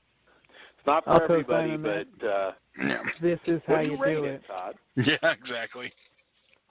I give it a 5. You knew it was going to happen, even though in my heart I really think it's a 4.5. Whoa. I'm still giving it a 5. Okay. What say you, Pugs? I'm going to give it a 4. I had a really good time watching it. It would get a 4.5 for me, but me bringing up the Buffalo Lloyd not calling Precious as Precious, they fucked up. All right. Dan's giving I'll bring it a 3. A little more down to earth. No, I'm a 3.5. Don't put words in my mouth, Todd. It's a 3.5. Needless to say, this is all incumbent on you liking Troma. If you don't like Troma and you haven't enjoyed Troma movies before, yeah, you're not going to get anything out of this. Yeah, the same for you. Yeah. It's always good seeing an in-house Troma flick. So, yeah, I dug it. I think most people know what to expect. And, yeah, there you go. Lesbians, Prince Alberts. Yeah, what you couldn't ask for more. And, yeah, there you go. And Precious. So, there you go. I popped so hard when that came on. I saw it, and I'm like, oh, shit, this is going to be worse than the commentary now. I'm behaving. How long is that look she gives, though, is fucking hysterical. Yeah. All right. So, yeah, hopefully we'll get the other I don't follow Troma as religiously, but hopefully we'll get the other Toxic Avengers soon. Forever in development. They have one, or well, that's not through Troma yet. No, that's not Troma's. We're getting. Troma already has another film done. I can't think of the name, or they're almost done. And then it's Toxic Avenger 5, and then that's it. No more Lloyd-directed films. It's going to be a sad day. Oh. But is that confirmed, like the end of in-house Troma, and they're just going to be? That's the end of Lloyd. That's the end of Lloyd directing. Okay. That's still a bummer. Yeah. He's in his 70s. I can kind of. It's amazing how long. I mean, like I said, love Troma or hate them, they really pretty much are the only long-running and still-running indie company out there. And 45 years. Amazing. 45 years of real independent cinema. Here's what's crazy. I have still, and it's on my wall above my closet. I don't even know if you noticed, Dan. It's my Troma sign for 25 years of real independence. I did. Okay. Well, I didn't. Yeah. Yeah, it's 20 years old. Right. I'd love to get another 25 out of him, but I understand. Hell, Stan Lee, almost. It's possible he could change his mind. So all right. So we have. Well, I guess we can call this TV Terror Talk. It is. But Dan, don't even do the argument. Just keep going. Let it go. We're going to waste too much time on that. Dan's arguing it's a series because they're over an hour. Just let that go. So it's a television series. Wait, they're over 80 minutes. So that makes it a television series? No, it is a television series, but because it's over an hour, Dan says it's not. All right. Not only just that. Oh, you use that Sons of Anarchy argument. These are separate stories. These are movies. It is. I'm sorry. It's an anthology. It's made by the television division. It is every month you get a new episode based upon a holiday of the month, and they called it a TV series. How are you going to argue with that? I'm actually with Dan on this one because I believe it's a series, and it does come on TV, but these are little features. There you go. I don't argue with that either, but Dan says it can't be because it's over an hour, and that's why I disagree. Well, can I say this, though? I think all of these except one, and I haven't talked to you guys too much about it, to me were so good that it'd be a shame if they didn't put them out separate and just maybe had the Into the Dark tag for them, because I think they will. Kind of like Masters of Horror. Unfortunately, Dan, you're getting your hopes up, and this will probably be more like the Topher Grace Blumhouse films. They come out straight to DVD with no frills, so that's what I think. It should at least come out. And here's the funny thing that you mentioned that. Blumhouse's direct-to-disc horror movies tend to be like the very definition of average for the most part. I mean, I'm sure I maybe have missed one or two, but these were well above average. I agree. Well, real quick, I think we'll just take them one by one. We don't have to go super in depth, but I'll just go with the first episode. The series premiered in October, and honestly didn't get a lot of discussion, so that's why we're covering it. The first episode, The Body, which simple plot: a sophisticated hitman with a cynical view on modern society finds his work made more difficult when he has to transport a body on Halloween night. But everyone is enamored with what they think is his killer costume. So. There's the premise. So, what'd you guys think of this one? I'm with you on that. I think it was a great way to kick the series off. And even if this wouldn't have been set on Halloween, I mean, it's not one of those things where it relied on it. I thought it made good use of it. And if it would have been set differently, it still would have been great. I loved the performances. I loved the idea. But it still would have worked on New Year's. I agree with you. Yeah, exactly. It didn't need the Halloween background. I fucking loved it too. Honestly, spoilers. This is my favorite one of the series so far. Not to take anything away from the others, because the others are pretty good. But this it started off with a bang. I'm like, oh, we're gonna get quality with this shit, and it was fantastic. I agree. This is my favorite too, actually. Okay, cool. It's a tough one for me. Okay, to be honest, it is. It's tough, but I only agree. Dislike one, and but this one, right mix of humor and menace when it came to it. I love the drinking game when he pukes on Jason Takes Manhattan, even though I love Jason Takes Manhattan. I thought that was funny. This was just a great story. Cool seeing Pablo from Ash vs. the Evil Dead pop up. Nobody, well, I shouldn't say nobody because I don't have Hulu, but I don't know if there's like some Hulu chat somewhere, but it doesn't feel like these are getting their proper due, because these are great. I think it's the marketing thing, because most of the advertisements show fucking Puka or Puko, whatever the fuck it's called. That's the first, and that's the thing. I noticed by the time we get to New Year, New You, it's not even branded as Into the Dark Blumhouse. It's just, okay, here's New Year, New Year, you. God damn it, I'll get it. New Year, New You. It lost that branding part, so now it's actually closer to what Dan says, and they are kind of releasing them as features. I know, because that's what Caesar's like. Are you watching that new series Puka? I was like, what the fuck are you talking about? And then I later realized he was talking about Into the Dark, which is funny because Bob watched it and was asking me if I watched it, and that was a lot of people's first episode. But before we get that far, because I have a feeling I know Dan. Flesh and Blood, real quick, Thanksgiving set one. Kimberly, a teenager suffering from agoraphobia, has not left the house since her mother's unsolved murder on the eve of Thanksgiving. She begins to suspect that the safe harbor of home and her dotting for her father may be a dangerous mirage. Before we jump into the episode, I'm going to say I was disappointed Meredith Salinger was only in the first 5 minutes. Because, I'm a fan of hers going back to Nat again, so there we go.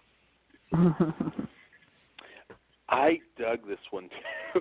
That's why it's like I have three. It's almost hard for me to decide. And This one, I mean, I guess you could say the story's a little more straight. I love, in general, that Blumhouse, at least as of now, hasn't gone like the kind of a lot of their direct-to-disc stuff. It's like generic ghost stuff.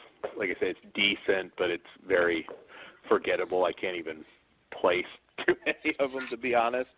So I thought they were pretty creative. This one probably is a more straightforward kind of story, but it really worked. I mean, this one was actually suspenseful as hell, and there's another one. I'm like, shit, I would pay to see this in theaters.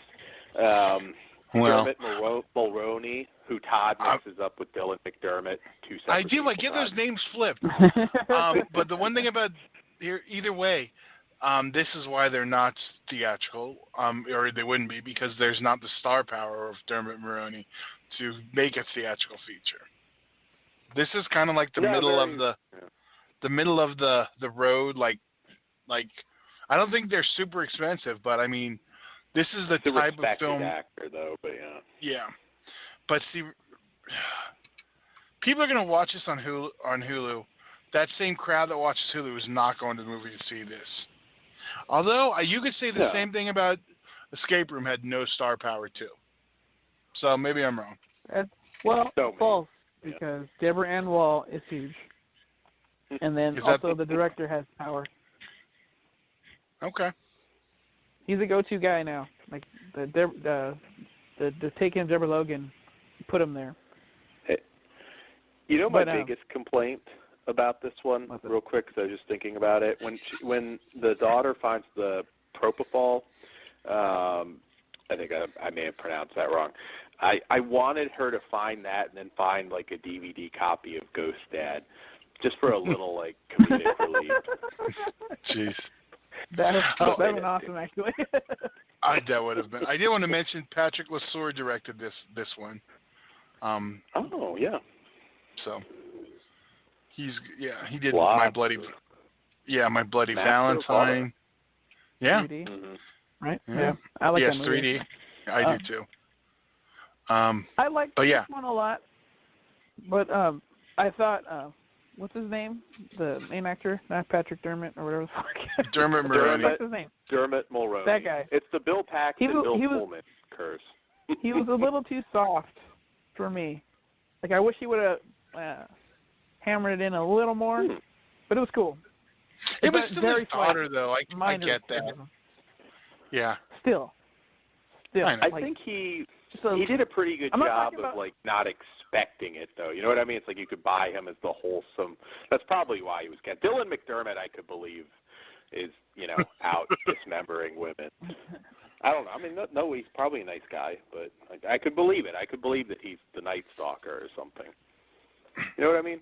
I don't know. I related to this movie a little bit. I was never been agoraphobic, but I did have an issue with panic attacks at one point, so I was like a bit of a recluse.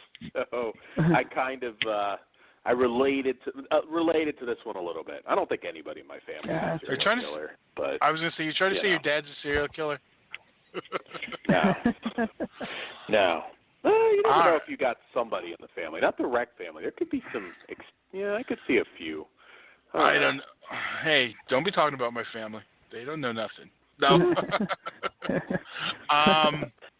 They know. Well, they just suppressed it. I guess we'll go with the Puka, the Christmas episode. A struggling actor takes on a... What? The Kwanzaa episode? The Kwanzaa episode. A struggling actor takes on a seasonal holiday job as a mascot for this year's hottest new toy, Puka. However, after putting the costume on, he develops two personalities, one for himself and one for Puka. All right. I have a feeling I know. Dan, what did you think about this episode? Oh, I love this. And also pointing out directors, Nacho Villando of Contrast. Yes, and Colossal director. And Extraterrestrial. Really? I thought, Colossal, okay. Yeah. I'm with you, Todd. I'm shocked. I definitely thought this was the one.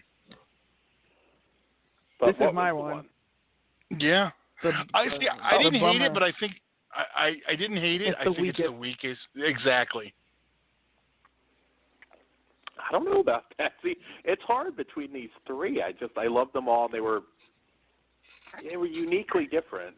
I figure this one is probably obviously the one everybody's talking about. I still can't get the fucking theme song out of my head at this point. I want to buy the costume to scare the shit out of my nieces and nephew. I think it is. This is the one I heard the most. Fun. Like Caesar had watched it. Bob had asked me about. I mean, this is the only one I've ever been asked. No one's like, "Oh, did you see Flesh and Blood? Did you see The Body? Did you see Into the Dark?" This is the one that really people are talking about. And even after that, like Bob and Caesar didn't watch the other ones. I was like, watch the first two. Puka is the weakest of the series. You're gonna like the other two a lot. Yeah, I didn't think it was. I think this one's clever as shit, and it's one you have to think about. All the others are pretty much straightforward. This one you didn't really have a little to think more about complex. This too much. No, yeah. This one felt more like it was trying to manipulate you to get to that ending, and I don't like when I feel manipulated in film. Oh, there you go. Manipulated.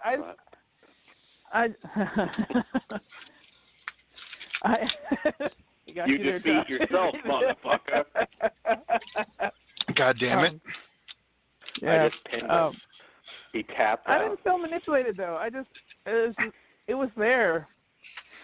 Yeah. I don't know. I saw it coming. I don't know. The main actor, I didn't like him. And, again, not because he's black. I'll get to those jokes in a little bit. Which Pugs is black, so again, I'm going to throw it out there. There we go. Yeah, I knew it would come. Now I lost my train of thought. It was just I really didn't care about everybody at all. Like the little kid was kind of lame. The ugly girl he liked was lame. I liked the salesman guy. He was kind of cool. Yeah. I don't know. It was the weakest one. This one I was actually on my phone for a little bit because I got a little bored. The middle of it kind of lags. I think the ending works, and I like John Daly. Yeah, that's the salesman. Yeah. It wasn't all there for me. I didn't hate it. It was just, in my opinion, the weakest of the four. So which leads us you just wanted the suit to take him over and Puka to go around killing hookers, Todd.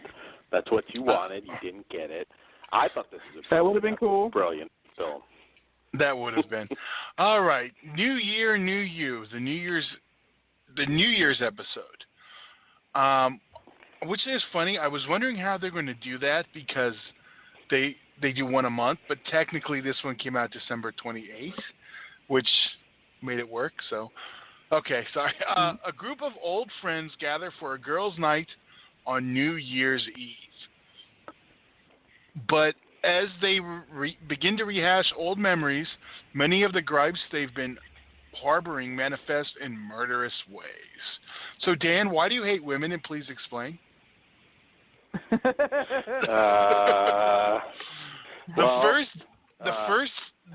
babysitter touched me inappropriately. I'm not very comfortable opening up about it, but yeah, there are even lesbians. It is the first. And they're interracial, Dan. And they're interracial. They made me watch their box munching ways, and it just warped me. And I hate women. What am I going to do? This is the first anything of Blumhouse directed by a woman. That's of note only because of at the end of last year, Jason Blum got some shit for some comments that were taken out of context, which this was obviously already being done when he said that shit. But he's not wrong. There's not a lot of female horror directors, or even female directors in general. But there's a lot. They're the cream rises. I'm just saying. Yeah. I don't want to be a fucking accused. I don't want to get me too'd. I know. But some of these female directors out there need to get off their fucking high horse and go take a film class. Just saying. I know we'll have to apologize. Yeah, Soska Sisters. I know what you're talking about. But I know we're going to go into overtime. Let me just say this: there are plenty. Well, not plenty, because there's not a lot. There really isn't. If you look at the numbers, and hopefully you get more. We don't need plenty. We need quality. Yeah. Quality. Absolutely. Yeah. There's tons of shitty male filmmakers. So there's a. We need just as many shitty women filmmakers, but we can save our no ma'am stuff till the end. Let's actually talk about the episode. So, Dan, again, why'd you hate this one? I don't know. It's like I see women together. I get a boner. My head just says punish. I go white. It was because people disappear in the neighborhood. It was a slumber party, and it wasn't just an hour and 23 minutes of box eating. Is that the problem? Pretty much, yeah. I mean, I figured. All right, Pugs, what did you think of the episode? Since you still like women. Right. Well, I was actually worried going into the episode since I had just seen Puka. I was like, oh, fuck, here we go with the dip in quality. And then for like the first few minutes, I'm like, whatever. And then it gets going. Yeah. It won me over. And by the time the end comes around, I was into it. It was fucking cool. Yeah. I really liked it.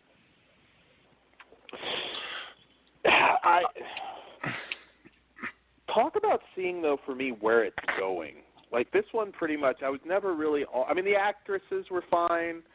I was never that engaged in it. It ended exactly... I mean, I called it damn early on how it was going to end. This one was just kind of to me. But it was body positive. I don't know. Yes. Oh, there you go. Yeah. Absolutely. And there were lesbians in it. But... yeah, I don't know. This one was just very blah. I mean, I don't even have that much to say about it. It never. I was just never particularly engaged in it, and it ends exactly as I expected. This one felt more like a throwaway TV episode rather than the great films that the first three were. So there you go. This one can be TV. I can't co-sign on that Puka episode. I can't either. Normal. I can't agree with you on great. That shit sucked. Christmas Carol. It was a more cerebral one, but yeah, not everyone will like it. I didn't like this one though. You know what? I will say that Bob was not a fan of this one either. I never talked to Caesar about it, but he was not. And so I did talk to him. The New Year's one, Bob didn't like? Yeah, he was.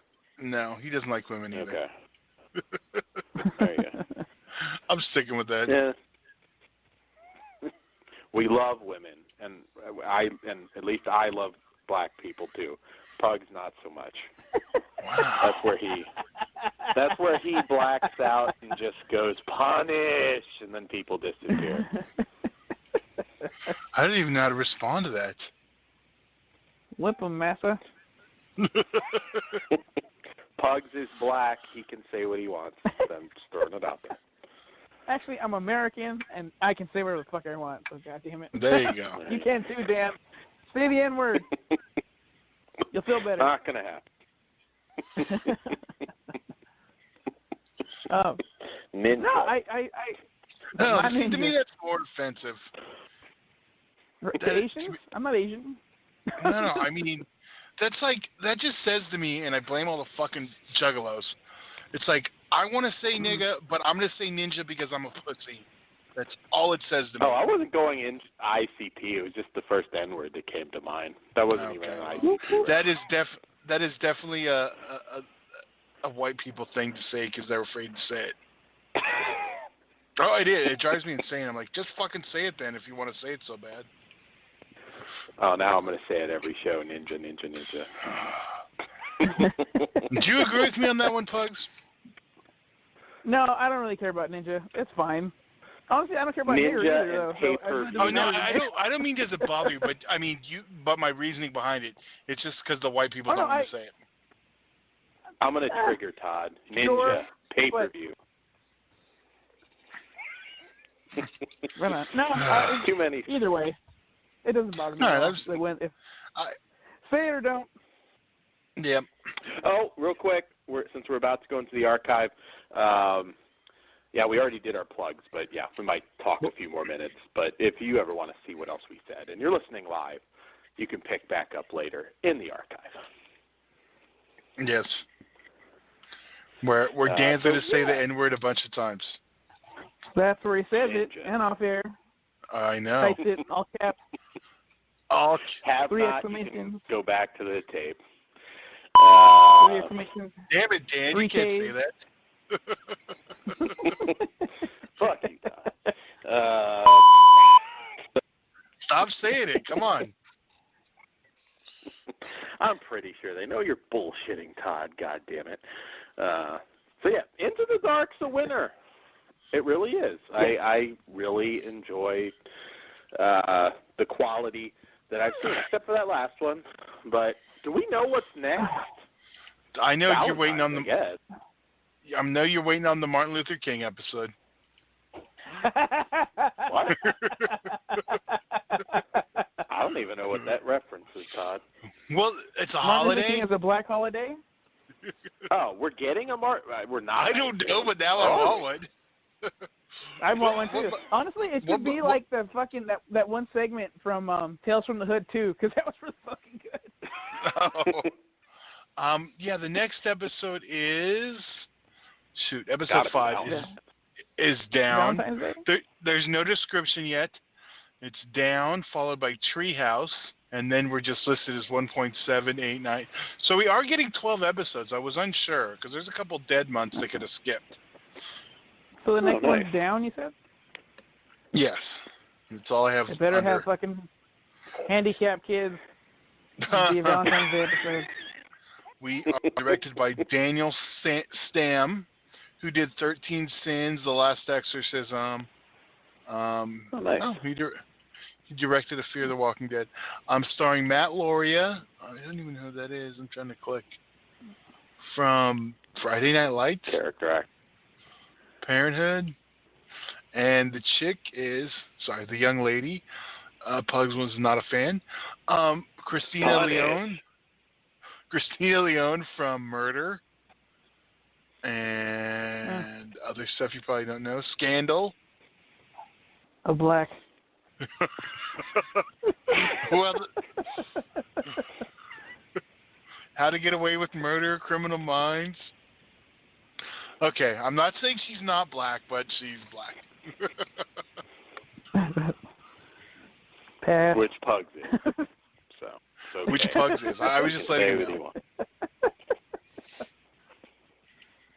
Now I'm curious who directs who directs episode 6, Treehouse. James Roday of Psych fame. I thought you were going to say James Franco. I'm like, no way. Yeah. Oh. I know he's in other stuff besides Psych, but he's always, Franco's so cool. I like James Franco. I like his work. So, it would be not out of place at all for him to do it because he's very eclectic on what he decides Alvarado to do. Tavares. I don't know who that is. I'm just going through the directors now. And that looks like the last director we have listed. Oh, nice. I keep thinking with this, why the hell haven't they resurrected Masters of Horror? I mean, come on. Well, Nick Garris is working on that one movie, Nightmare Cinema. Maybe after that, since he does work with Blumhouse, the Postmortem is on his streaming. Show. Yeah. Or just call it Masters of Terror. So, I mean, you can take the same gimmick. I mean, the only thing about these Blumhouse, the Into the Dark ones, they're fairly, I mean, some, they're fairly, I don't want to say tame, because they're still definitely adult oriented, but they're not too heavy on the violence and sexuality. I would like to see a Masters of Horror type vibe where we get a little bit more of that, but who knows? Valentine's Day rapey. Come on. I'm in. So we'll just ask. I'm pretty sure you both have seen the trailer. What do you think about the Us trailer? What are your vibes? What are you thinking? It is Blumhouse. Oh, you haven't watched it yet? I didn't watch it. No, right. I don't plan on it. I don't give a shit. Fuck Get Out. Fuck Jordan Peele. I Fuck T, whatever the hell his name is. Oh, Yes. I will just say this. Well, I like the trailer. Did we vote? Did we vote on the... Did we give a rating? Into the did Dark? we? Over the series or the last episode? Did we? All together, I guess. Okay. Well, I don't remember doing the last episode. Did we give number? I don't even remember. The whole series? We didn't give number 4.5. Yeah. For the whole series, I'd go 4.5. Yeah. Yeah. That's fair. So hopefully, very high quality. And now that we've caught up, we'll probably throw in the new Blumhouse ones, or the new episodes as they come on, just so we can talk about them since they're once a month. No, what I was going to say about Us, I just popped because it uses the Loonies. I got 5 on it in the trailer, and they make it kind of creepy. Oh, that's cool. So I'm just like, nice. Okay. Well, at least they're getting a payday now. On that. The Us trailer we're talking about now? Yes. That is a rap song, Dan, from the Bay Area, from a group called the Loonies, Numbskull and Yuckmouth. They had a very popular song. Because you don't know. And if you don't know, now you know, nigga.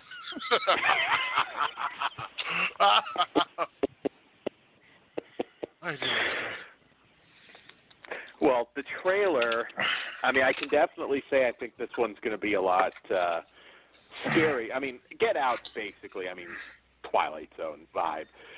This one I think is going to be pretty fucking scary, especially when, I can never say her name, Lupongo?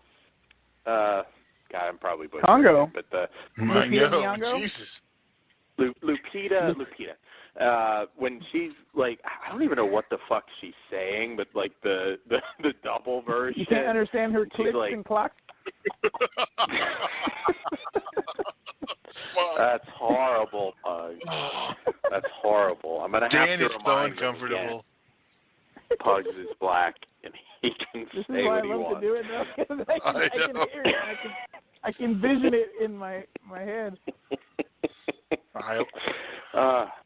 I always have one clip that goes too far, but Dan doesn't like when I play it. But anyways, I thought as far as trailers go, it's scary as shit. The story idea in and of itself isn't that unique, but, it's a pretty effective trailer. It looks creepy as shit. You think we're going to get some of the same humor, though?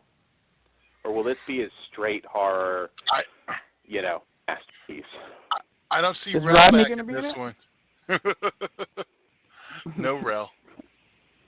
I don't know. I feel like... But I'm not in the whole hype thing. That shit, it was just... It's whatever. I'm tired of everyone's white guilt. Fuck that shit. I didn't bother with the trailer, but when I saw... Oh, I can't remember what one recently. Was it Escape Room? I can't remember what I saw before that. But they played the trailer, so I was like, all right, you got me with the music. All right. Yeah. Yeah, it's March. We won't have to wait too long. I'm excited. Again, I don't go into anything expecting a masterpiece, but he certainly has a lot of pull after Get Out. I'm really curious to see what Candyman is like. He's not directing that one, but still. Is he writing it? So tough. Producing, is he involved in I Candyman? think. Yeah. He's producing it. Yeah. Yeah, he's involved. He's just not directing. Part of me wishes they wouldn't make Candyman black. just to shake shit up. Yeah, but that kills the gift. He's not. He's not black Candyman in the story. Oh. That was added, and don't get me wrong, it fucking works. I love Candyman. That's the shit. But I don't know. I just want to cause controversy. That's it. John Leguizamo is Candyman. Candyman. I just want Tony Todd to do it one more time. Oh, that'd be awesome. Oh, that'd be so cool. Yeah. He's hard to replace. He's a tough one to replace as an actor. I don't know who I would cast. Honestly, it's tough. I have a few ideas of who it could be. I think he's too big now, but Marshala Ali would kind of be good. I'm a big fan of his acting, but I think he's too big now to play Candyman. Oh God, he's in everything now. Moonlight, Alita, Battle Angel. He was in Green Book. No. Oh, I thought you were really going to get uncomfortable when I said which one's that. Damn it. Yeah. Yeah, he is good. I actually like him. I don't think he's too big. Yeah. Oh, talking about like acting wise. So he's a small dude. No, I think he means money wise. I think he's fairly tall. What do you guys? On camera, he seems small. What do you guys think about this? This is the other thing I was going to say. Since we Pugs is already confirmed doing the Oscar show with us, what do you guys think about us watching it live and doing a live discussion on it as we watch it? We could probably do that. Just have to keep the volume low, I guess. But I don't think that should be our Oscar show. Oh no, I still think we do the Oscar show, but then we can story? That would be an additional, so where we see how our picks went, we do a live commentary, and anyone can join in. That could be fun. Yeah, I thought that might be. You'll definitely make Dan uncomfortable a few times. Absolutely. Do we have an early prediction on Best Picture? What I think. Well, I don't think it'll be Bohemian Rhapsody anymore. Everyone's crying about fucking Bryan Singer. Why were they crying? I just noticed. I noticed that he didn't get thanked by the producer or by the actor. But like I said to Dan, he got fired, basically. So why would they? So, but go ahead. Okay, so that was the first reason, and then the fact that his name is still attached to the movie. They're bringing up all the kitty fucking and the pedophilia and all the other stuff. Like, why does Hollywood keep rewarding perverts? Allegedly. Oh, come on. Right. Come on. Yeah. That's fine. You can say alleged. I'm not going to say that. I'm going to say not proven guilty, but I think he did it. An open secret in Hollywood? It's like... Yeah. The documentary. But don't you think he could... Don't you think he could just be somebody that... I mean, again, I'm playing devil's advocate. I have no clue. But couldn't he just be a rich Hollywood dude that's, like, banging, like, young twinks? I mean, and that's all there is to it. Yeah, but you still have to consent, and some of those boys did not consent. Well, again, maybe not. Allegedly. I'm just being fair. I'm not 100% convinced with him either way. He very well may. I don't know. It's just like the whole Harvey Weinstein, that's another open secret. I mean, everyone's known the Weinstein ways for years, but it wasn't until, he got called on it. But even Weinstein, though, is one of those ones, again, I think he's a creep. I can't say 100% sure that he's a rapist. I don't think he's a rapist. He's a creep. I think he used his powers the way Hollywood moguls use their powers. I think he's it's not cool to whack off into a plan I think he manipulated people to have sex with him that did not want to, and I don't think they gave verbal consent. They just froze and let it happen. I don't think he's like a full-blown grabs a knife and forces them to rape. He's kind of a bitch that way. So, wow. I don't know. I think he's a creep. He might be more than a creep, but yeah. I don't know. Each case is different. That's the thing. Like Cosby, but it doesn't matter. Innocent until proven guilty in this country. Unless it's Mark- in the media. And right. Kavanaugh. Right. But we will find out the Academy Award nominations January 22nd, so we'll know what's what. I gotta start watching. Oh, I like what he said. He's like, I don't like Kevin Hart, but what he said was funny. What did he say? I'm tired of what happened. Blah blah blah. But when he said I'm tired of the movement, I started laughing my ass off. Oh. I couldn't believe he said it. Well, fucking A. Go black dude. Yeah. I don't think he necessarily would have been hilarious either way, but they don't let it be funny anymore. That's the problem. It's been a while since it's really... I understand they're not going to have any host. Is that right? That's the last I heard. Oh, no. Oh, is that what they're doing?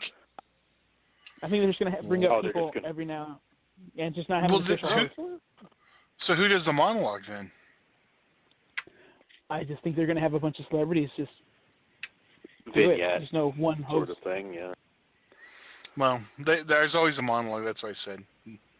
They can Bob talk Saget. It'll probably be like Ellen. Well, Wait, I don't know. She's connected to that. Wait, but she's not that funny. It's on ABC. Maybe they'll make Kimmel do it. That'd be fine. He wasn't funny the last time he did it. It's just so sanitized now. I mean, I've seen the movies, so I have more interest in the show than the average Joe sitting at home who probably hasn't seen, Green Book and Bohemian Rhapsody. Well, maybe I've seen that, but yeah, I don't know. I need to catch up. I'm so far behind, but I'll catch up in time. I always do. You do. Yeah. Well, you'll have a better idea what you need to watch come October 22nd. Sorry, January. Oh, yeah. October, Jesus. October. I like to remind Halloween you. on the brain. Yeah. What? No, it's February. The February telecast. February, late February. Okay. The 24th. Yeah, February 24th. Yeah, you're right. Oh, okay. So you got about a month. Yeah. Oh yeah. No I don't know. Well, I'll save it for the show. I was going to say the general thought on this year, but yeah. So, well, I guess that's all we got for you guys. Unless you guys have any other plugs. Not just Todd's plugs. Plug, but damn it! I still beat you to that one. Almost. No, I did. Close. No, I beat you. You lost the TV versus movie battle, so I'm happy tonight. I'm gonna go watch Castle Rock. Before you do that, you need to go watch that Psycho Sid video where JR corrects him. Yeah. Motherfucker. Yeah, that's fine. I say there's a mean scene one too. You don't have to watch it today, but make sure you watch Black Mirror, season 1, episode 1. I might start watching it. Yeah, that's. I might start watching an episode when I go to bed. I need something. It's going to keep you awake, just so you know. Oh, shit. It's not going to be like. It's just if you're going to get interested in it. That's all. Well, as long as I watch one episode and don't do the whole. Okay, one more episode. Are they an hour or are they 30 minutes? Hour. Okay, So, I figured. Later in the seasons, they go a little longer. Okay. Oh, then it's not a TV series anymore because it's an anthology and they're longer than an hour. It's a Dance series, rules. Depends. and that's how they do it at in the UK. I know. I'm just giving. So are they only 5 episodes each then? The first season, they only have 4. Yeah, each one of them has 3, and it's still really good. Oh, okay, because I know their series they're really short. Yeah. I think the most season has 6 episodes, and that's it. Yeah. Yeah. No more than 6. How many seasons are there? Now this is the start of the 5th one. I guess I could just look on Netflix while I'm asking. They released the Christmas episode, and I don't know if that was its own season or if they decided to put it with season 3. Is that It won't take you long to binge. Is that Sean Hamm? Is that the Choose Your Own Adventure one? No, the Choose Your Own Adventure one's the very last one. It's called Bandersnatch. Okay. That I've seen streaming. Checking out right now how many episodes if I can click on the right thing. God damn it, there's Bird Box again. Maybe that's why it's like in my Again, face too much. Just watch Bird Box today when you're trying to sleep, because you don't really need to stay awake for that. Well, it's fine. You can watch it in peace. Jeez, how do I figure it? All right, there's 4 seasons, I think. Yeah, there's 4 seasons. 3 in the first. Okay. 4 in the second. 1, 2, 3, 4, 5 in the third. 6 in the third. Wait, I may have been counting wrong. No, that sounds right, actually. And then 1, 2, 3, 4, 5 in the fourth. Yeah, so there's not many. I can knock this one out pretty quick. Yeah. Honestly, it's fucking awesome. Like, there's like 1 dud, maybe 1.5. Really? Yeah. I highest recommendation. Oh, nice. Huh. After Castle Rock, I will start that. All right. Actually, when we get off, I'm gonna watch the first episode of the first season. It's fucking. I can't nice. say enough. Some people don't like that episode, and you'll see why. But I think you guys are gonna be with me. Okay. I put money on it. There's women in it? No. I'm not telling you. All right. Well, I guess we'll close with, well, since we didn't play this as our intermission, we're going to close. As long as I can find this damn thing. Outro. Puka? Oh, no Puka for you. All right, makes sense to me, because if we didn't have a new song from Pugs' band, this definitely would have been our intermission song. So we'll be back next week. We'll see you guys.